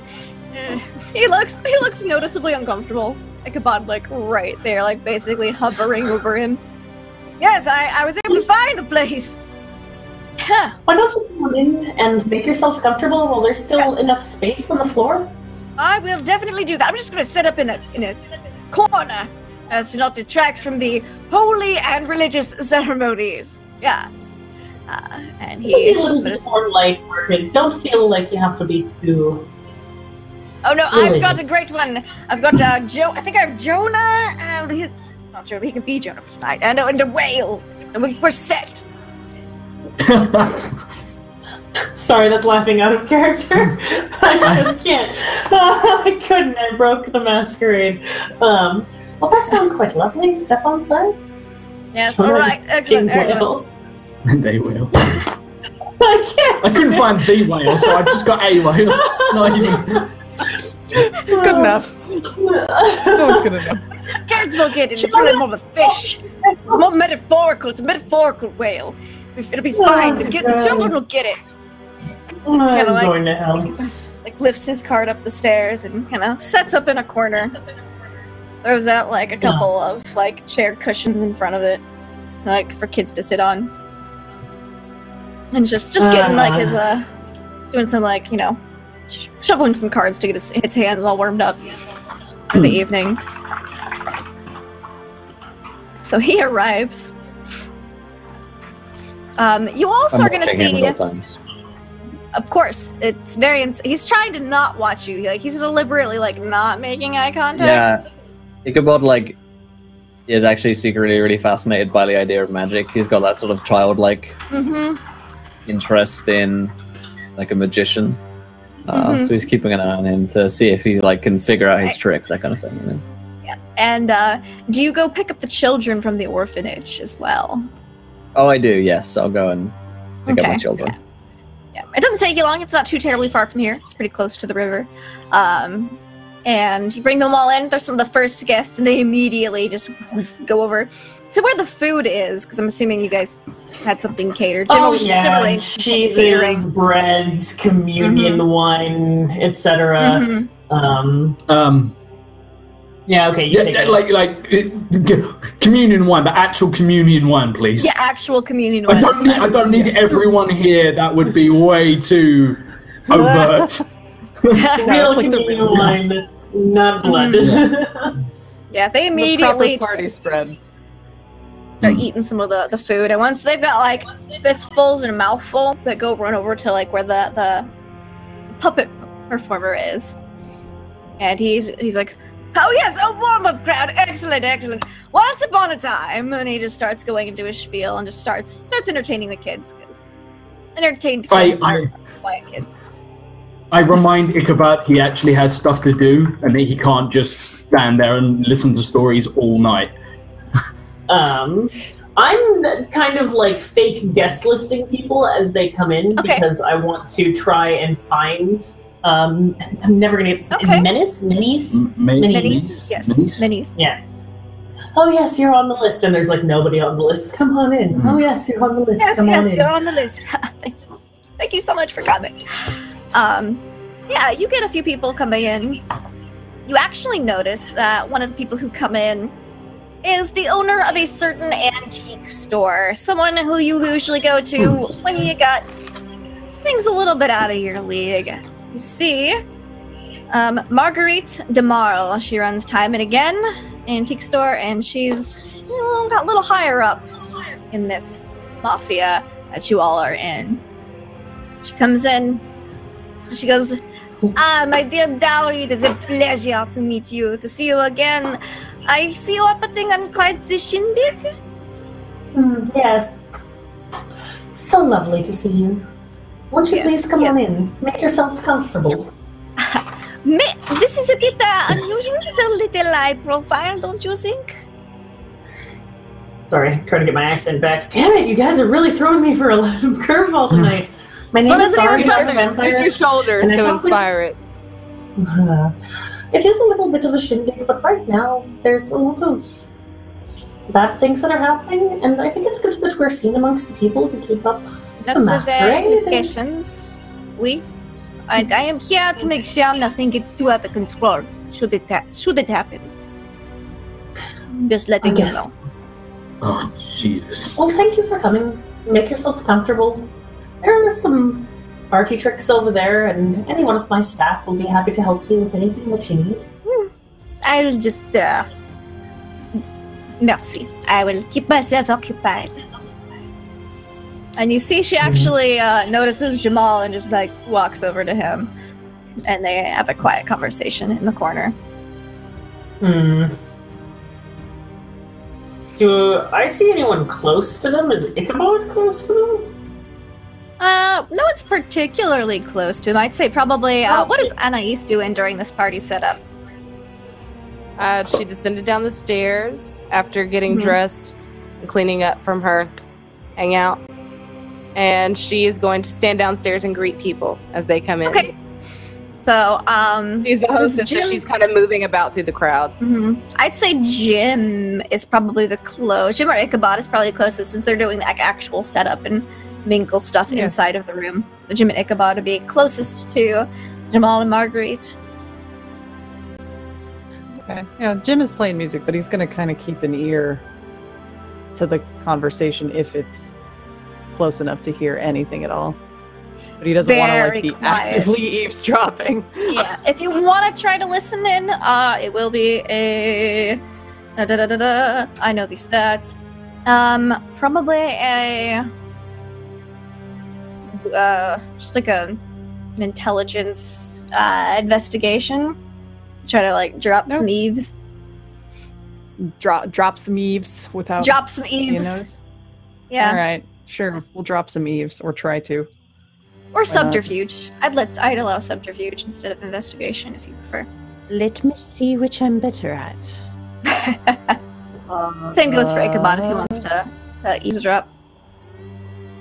Subterfuge.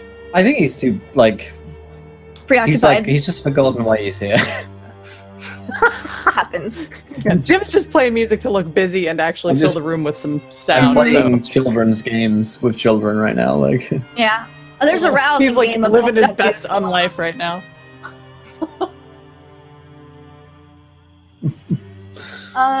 2 successes. You catch a couple of murmured words. They're very quiet. The only reason you're able to hear them is because you're concentrating, like, eyes closed, playing the piano. You hear like a mention of just catch a couple words. Prince. No, arrival. Unsure. Not really sure. Okay. Catch more than that. Those are the few words you catch. Okay. Chaos. That'd be another one that you catch. So, plenty of guests mingle in. There is quite the crowd here with the calming piano music, some food and drink. A lot of religious types. A lot of people you've seen at the vampire burnings, the witch hunt, as they do. And then Big Bill Thompson comes striding on in. He's greeted at the door by probably a nice Dari and Chad. Mm-hmm. Well, look at this here shit and dick. This is quite the display. We're so happy that you were able to make it. And please make yourself at home. Of course. I took time out of my very busy schedule to be here for such a wonderful event such as this. I have other people singing to my affairs while I do this wonderful party you've got going on here. What a pleasure. We would be so happy if you, as the guest of honor, would be the first to be baptized by Father Seamus. I think it would set a good example for everyone else. Of course, that sounds... I can always rededicate myself to the Lord. And he's got, like, this smirk on his face. And he's looking at you like, yeah. Like, that's gonna actually do anything. And then I kind of, like, finger my rosary and put it in my cross kind of idly. Well, why don't we go right this way? But of I haven't course, seen this menace person yet, or they haven't announced themselves Not as such yet.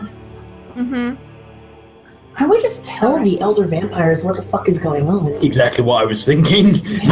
But I'm gonna wait for them to finish their conversation because there's no way I want to be like, hey guys, like, sorry, you're probably having a very important conversation, but hi.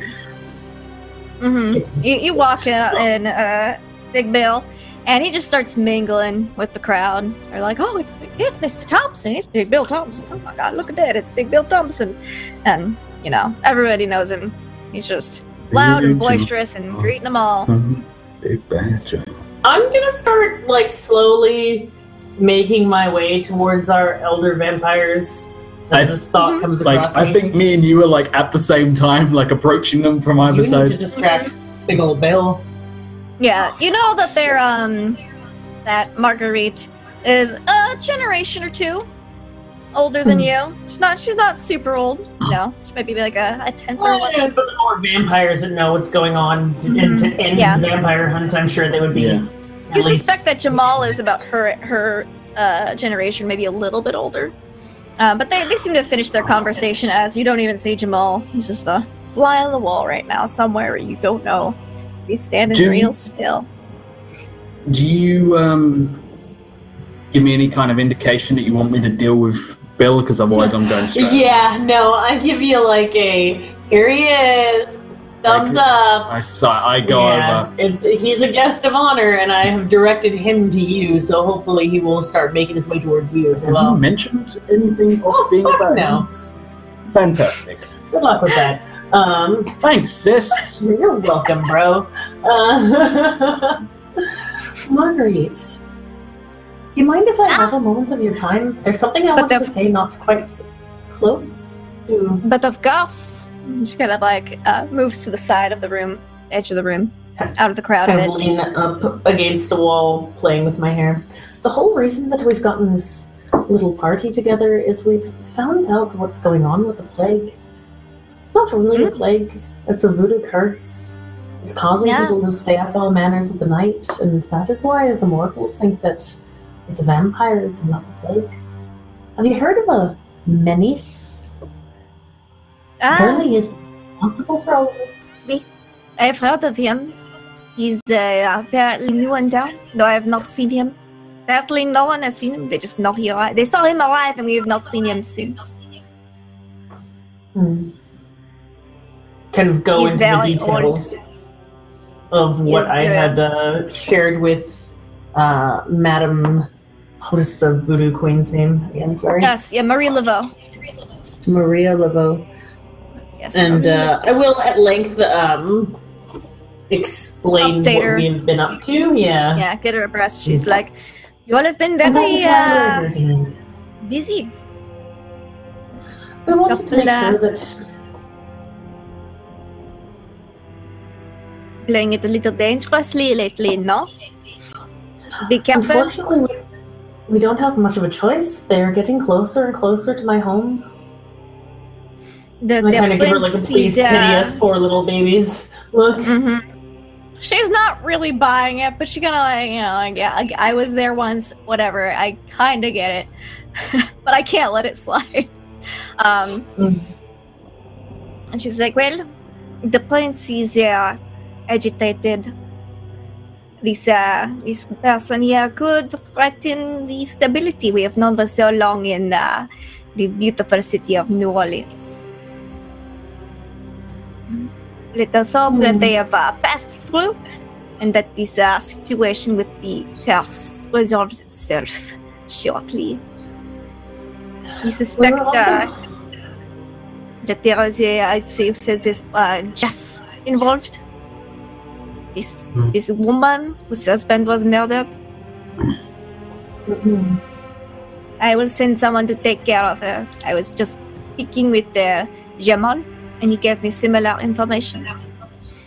She will be taken care of. We will see if that lifts the curse, or if further measures need to be taken. And what about this one? I say, kind of idly, pointing a hand over to Bill. We were hoping that we might be able to deal with him tonight. After all, I think he's only a mortal.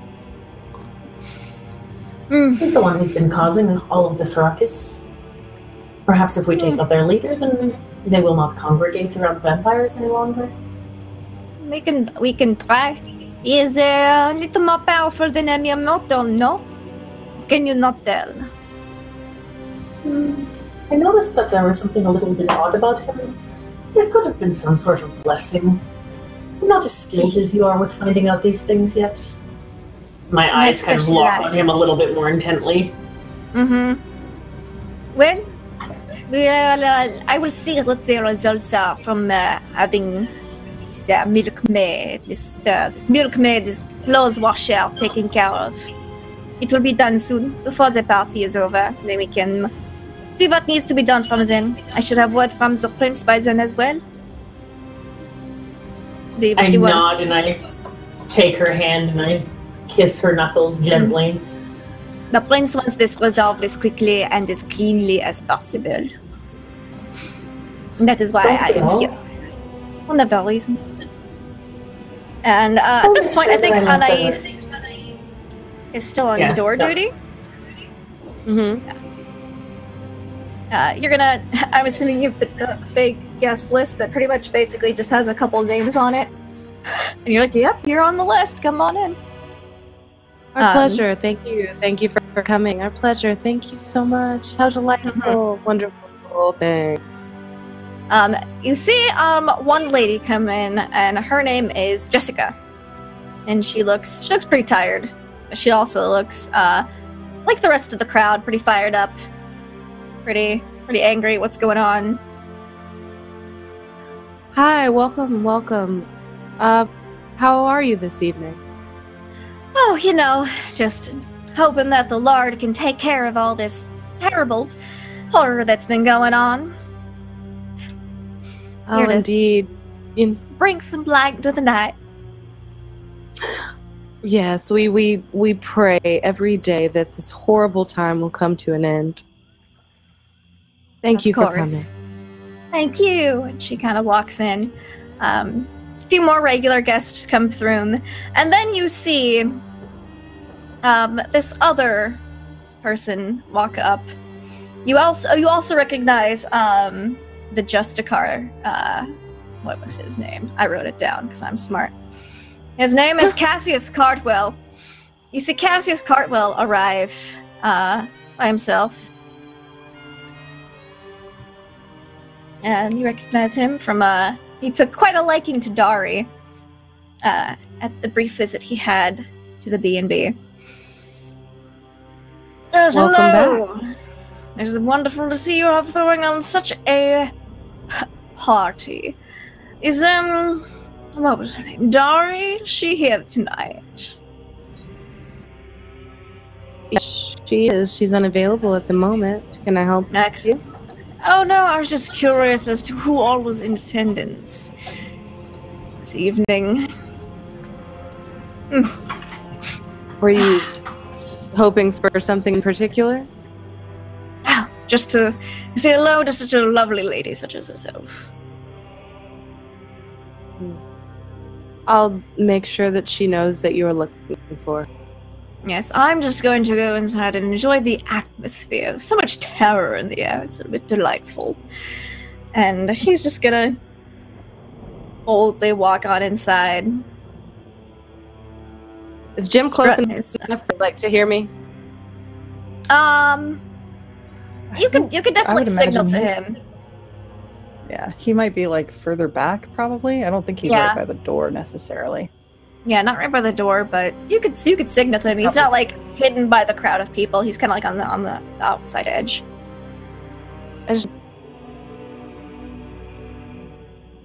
He'll kind of do a quick finish to whatever he's playing. Yeah, just kind of let it go, fade off, and then get up and head over. Anais, what's wrong? Nothing's wrong. I just needed to make sure someone knows how much I despise that man. I just needed to vocalize and say out loud. He'll look over to whoever just went by. It's the guy who fought the demon! First time! Yep. You want me to take over at the door, or, need something? Yes. A few moments. Okay. And then I go Right after here. the dude. Okay. You follow the Bruja Justicar as he just seems to be taking deep, inhales as he walks through the crowd, kind of just absorbing the kind of the fear that's going around. And he's just kind of milling about. He looks a bit bored, but that's all. So, have you heard anything interesting lately? Oh, interesting lately. Well, I heard all sorts of interesting things. There's the plague is in town. Isn't that exciting? Yes, he's almost sarcastic. Yes, it's been a while since I've seen a good plague. Oh, see, was it the Black Death? That was the last real exciting one. This one's a much smaller scale. Maybe it'll grow, but I hear it's a little bit more than plague, so I suppose it should get resolved soon. Does the name Minis mean anything to you? Minis? Well, it's a fairly common Egyptian name back in the day. If you want to try to gain any reaction from him. See if he recognized it. You can definitely give me a charisma insight. 3 more. I need more dice. More dice! Everyone needs more dice, always. There's never enough dice, honestly. It's a great thing we know great companies like Tabletop Loot to provide us with more. Hey! Plug it! Alright. With jokes out there, I used to be thrown in jail. Dice jail. Misbehaving dice everywhere. Alright. I actually buy dice jails and tabletop.com. It's pretty good. I need one.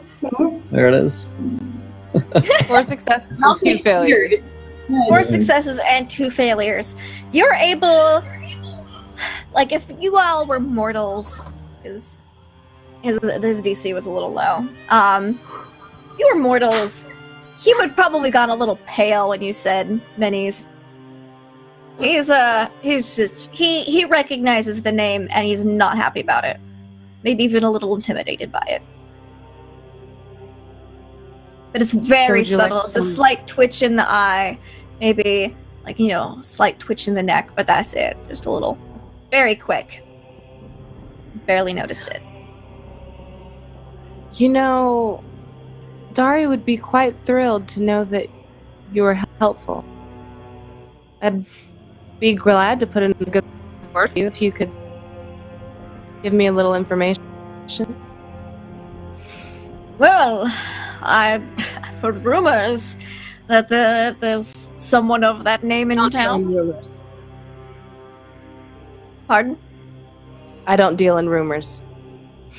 Well, I'm afraid that's all that we have to go on, and he's kind of grinding his teeth a little bit. There was a confirmed arrival of such a person, and no one has seen him since. Quite mysterious. And did he happen to arrive about the time this plague began? Yes, the coincidence does not evade me. You don't seem as worried. Well, I'm safe from the plague. I'm more intrigued as to when and where he'll pop up again. If he does, he just likes to stir up trouble. You can never tell with Malkavian. He kind of side-eyes Ichabod, playing with the kids in the corner of the room. I got a teddy bear and I wave his hand over towards him. Mm-hmm. There's definitely a teddy bear tea party going on in the corner with all the kids. That's the day the teddy bears have their picnic. Oh. Sorry, I love that. If you go down to the woods today.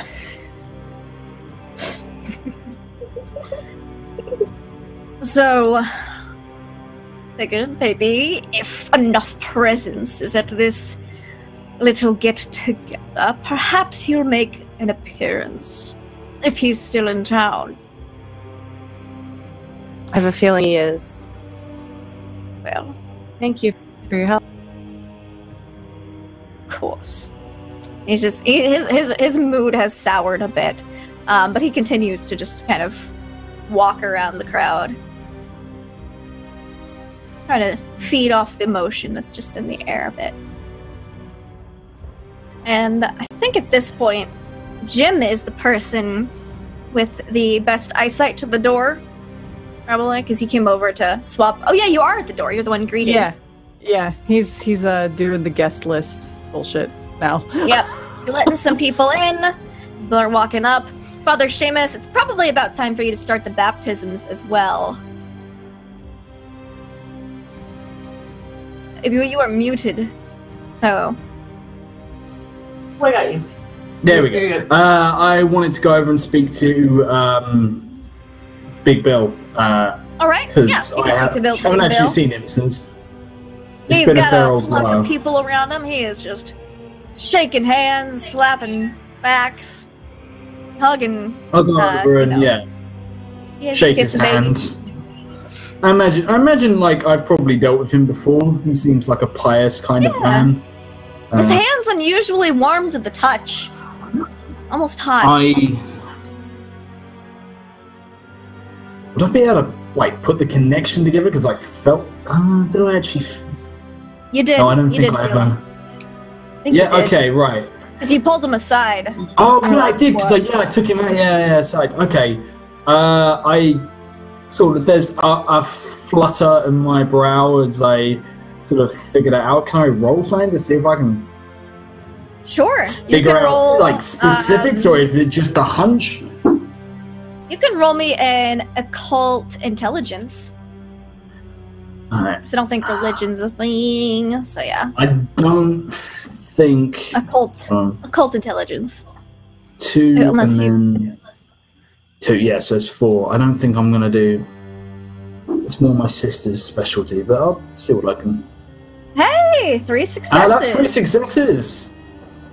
Yes, you put 2 and 2 together. Well, I reckon it's the Body same. hopped into Big Bill Thompson. Yeah. I look You at do him know and that say, Big Bill Thompson was in the crowd at the fight night that night. Of course he was. I look at him, I smile, I say, I haven't seen you in a while. It's been some time, good Father Seamus. It has been some time. Feels like ages. Well, last time I think I saw you, you were down at the fight when we had that unfortunate business that went down. Of course, I was at that fight indeed. It was quite an exciting night there. I think I saw Jim take a few punches. Did pretty well for himself, though. Jim's a man who takes his licks pretty well. He's a good kid. I was. Wrong Oh, accent. fuck's You're doing sake. Smiley. Oh, I'm doing You're it. doing I'm doing Smiley. You got a Fucking nice son of a little bitch. action going on there. It's hard to It not is, pick it up is. his accent. It's about as contagious I as mean, the plague, I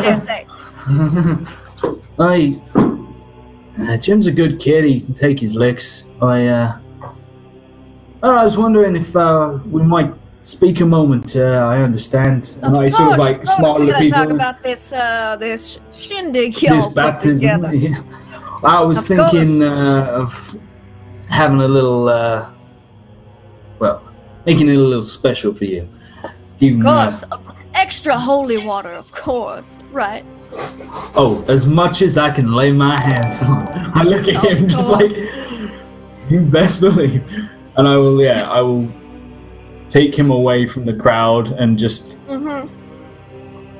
Father Seamus just looks slightly irritated, but more like tired, just like, for fuck's sake. All right. Yeah, Now, I'm watching assuming that you know holy water isn't gonna do a whole lot for me. You got that look on your face. Now, why did you pull me aside so we could have a lovely chit chat? Is that what you like? Well, of course. Father Seamus? Of course. Like, I'm smiling like that and sort of from a distance trying to He's keep smiling off as the. well. Yeah. So, I was wondering if you might be able to tell me. Oh, for fuck's sake. It's I was so wondering if you might be able hard. to tell me. Just go with it.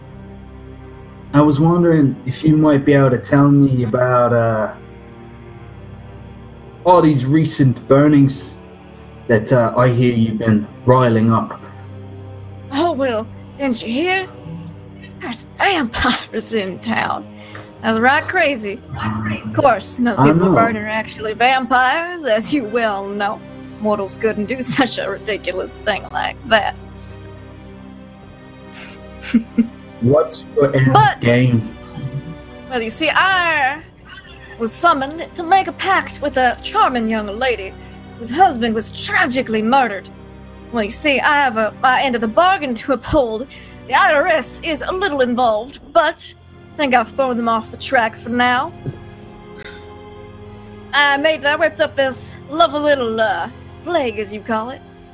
Infecting some people, give them symptoms, get the people something worked up about. Now, that dumb bitch who made a pact with me, well, she don't know an actual vampire, except that she saw one murder her husband. The rest of this all is just a big ruse. Soon as I've collected my bounty, my number of souls that I am here to claim, equal to the number of vampires in the city, I'll be on my way and your plague will be over. How many vampires? First of all, is he full of shit? let's You can let's make start with the basics. Give me a wits insight check. A wits insight check. That's that, and that's where's my insight? Insight There we go. is. So it's 5 total. Okay. So come here. No. That is a crit and 2 successes. So So 1, 2, 3, 4, 5, 6, 7. Oh, damn, yeah. 6 successes. holding my crucifix into the light, I command you, you bastard. You incite him. He is being honest. He says, and he continues on. He's in a talkative mood tonight. You figure his plan is coming nearer to an end. And well, you see, while I was at it, turns out the gentleman in question who done away with that lovely lady's husband. Well, it had been quite some time since I saw him. He knew I was a bit of an expert in plagues, and he, asked me to whip him up a little extra something while I went. You see, I hadn't seen him in centuries. You're familiar with the Bible, Father Seamus? You remember those lovely little plagues of Egypt?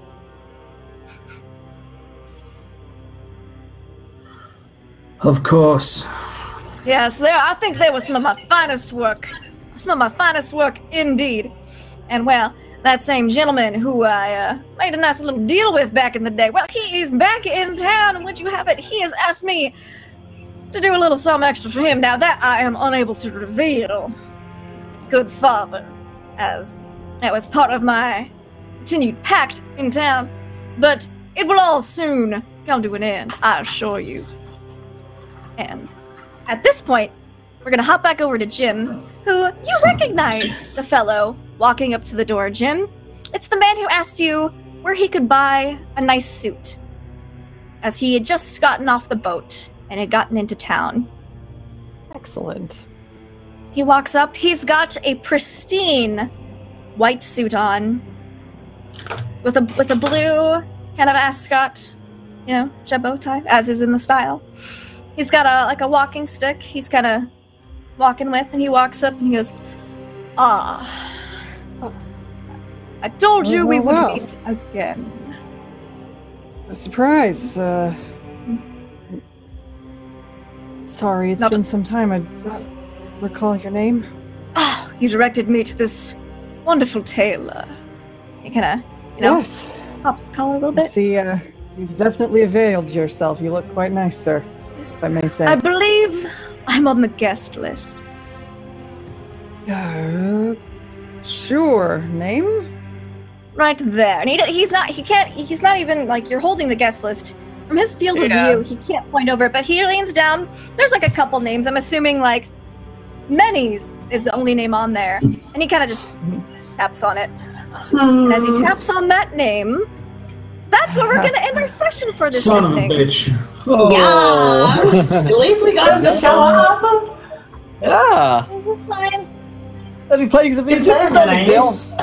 That was me. Throw a party. If Whatever. people show up. No, You guys might have heard of. It's the equivalent of, you guys might have heard of my last album, The 10 Plagues of Egypt. Yeah, I fucking did that. No big deal. Whatever. Oh, holy shit. Well, Check out these locusts. I told you I had some great ideas in the shower tonight, guys. I had some great ideas. yeah, no, definitely. Oh, holy moly. Well, my friends, that's all we've got time for tonight here on Vampire the Masquerade. If you enjoyed this game, definitely go and check out Vampire the Masquerade 5th edition on Modiphius.net. The link is there for you guys in the chat. If you're watching on YouTube, it's there as well. And if you enjoyed tonight's show, hit the follow button and join us. We don't have another show tonight because The World Tree Burns has finished its first season, so we're taking a couple of weeks hiatus, and we're back with the second season in a couple of weeks' time, but that's all we're here for tonight. Tomorrow, at 1 p.m. Eastern, we have Call of Cthulhu. We're doing a fun, special, goofy one-shot, which is going to be a whole lot of fun. So join us then, and of course, Warhammer and Star Trek are on tomorrow as well. But let's go around the cast and crew. Did we enjoy ourselves? Where can we find you guys online? Lindy, our storyteller for tonight, how was that? It was good. I like y'all's little party. That was a fun idea, and I get to throw everybody in the big mixing pot cauldron that is this shindig. Everyone who's anyone is all in the same place, and what could possibly go wrong? Guys, put some more little threads, tied them all together in this web that has been woven. Can't wait to see what happens, next time when we play. You can find me online in the meanwhile at LaughLoveLindy on the Twitches and the Twitters, the social medias, and I am super hyped for Call of Cthulhu tomorrow, as usual. I love it. It's one of my favorite games ever. Having a blast with this game, and yeah, just tune in. All the stuff here. It's great. Awesome. Fantastic stuff. And Christina, how was that? Hi, I had fun. It was Wait, I'd really like to address the elephant in the room. Has anybody noticed that Josh kind of looks like Colin Farrell? Like, it's totally a thing. Just look at him. Once a day. You know that your boyfriend looks like Colin Farrell? Yes, I do. He does look a little bit, yeah. I'm That's fine not with my that. information. That's not how you find me on the internet, but that is like the elephant in the room at the moment. Look for a man that looks especially like Colin Farrell. I'll be right there.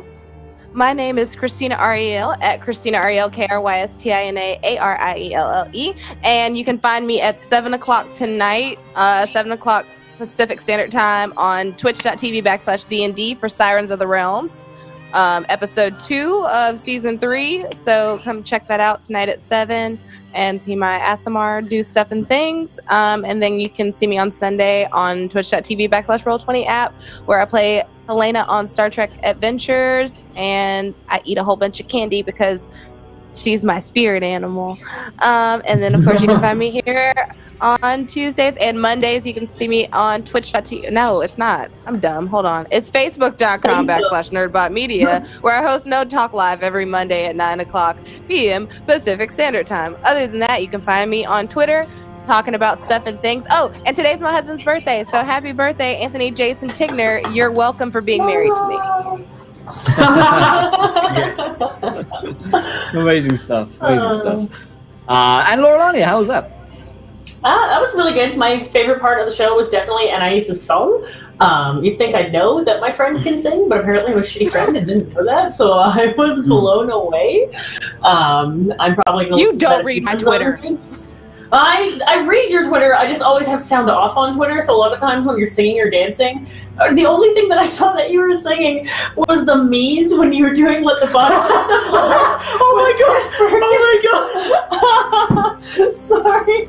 That was so good. Your little, with the little emojis. I need to things, yeah. Oh, that fucking cracked me up. If you guys want a good time, you really need to follow Christina's Twitter, because it is lit 24/7, 369. My name is Laura Laney. You can find me on Twitch or Twitter or a bunch of other places, but really those are the two main ones. I'm the better half of the Royal Roleplayers, and this is my Encounter Roleplay is my home of choice for roleplaying. But if I'm not here roleplaying, I'm on my channel, and I am doing a one-on-one D&D campaign. This campaign runs very differently than your traditional campaigns. It's not done by seasons. It's more the old-school version of campaigns where we're just going to run and go until it ends, which hopefully will be in a few years from now. And there's only one player and one DM, and I'm the player, and Josh is the DM, and I cannot believe the amount of positive feedback we've been getting on that. Love you guys. Definitely check it out. And tomorrow is going to be session 0 of something that is very, very near and dear to my heart. I got the name Laura Lania from before I started playing D&D. I read a whole bunch of Dragonlance as a kid. Laura Lonthalassa was my favorite. If it wasn't for Dragonlance, I probably never would have gotten as heavily into D&D, even though I am a Loth fanatic now. It all started in Dragonlance for me. And it is going to be my first campaign back in Dragonlance / Ravenloft over on Grimjack's channel, and that's tomorrow at 5 o'clock PST. Please, please come and join this. If you are a fan of myself or a fan of Dragonlance, Margaret Weiss actually named my character, so kind of a big fucking deal. And anything else, you can find me here on ERG. Awesome, fantastic stuff. Before I forget, !loot in chat. There are 2 sets of dice to give away tonight from Tabletop Loot, so go ahead and enter the giveaway there, my friends. Great stuff. And Jess! Hi, this was great, as always. It's good to be back. I'm glad I didn't miss this one. Yeah, wow, Christina, nice singing. That was a beautiful moment. You can find me on Twitter at Little Cup of Joe.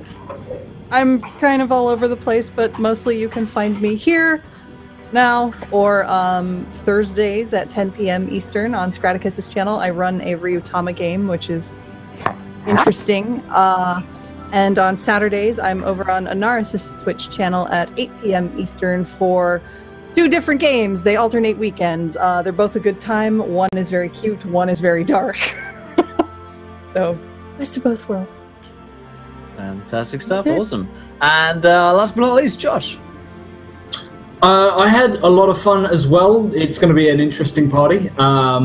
Speaking of interesting parties, my favorite part of tonight was getting sassed the fuck out by Christina. You're welcome. Christina. But this is one of the things I love could have about. put my heel in your throat, but I didn't because I'm a nice lady. I'm a nice lady. That terrifies me. I did not throat kick you because I'm, respectable like that. That's the thing I like about Vampire. Is very much there's no need for the group to really get along.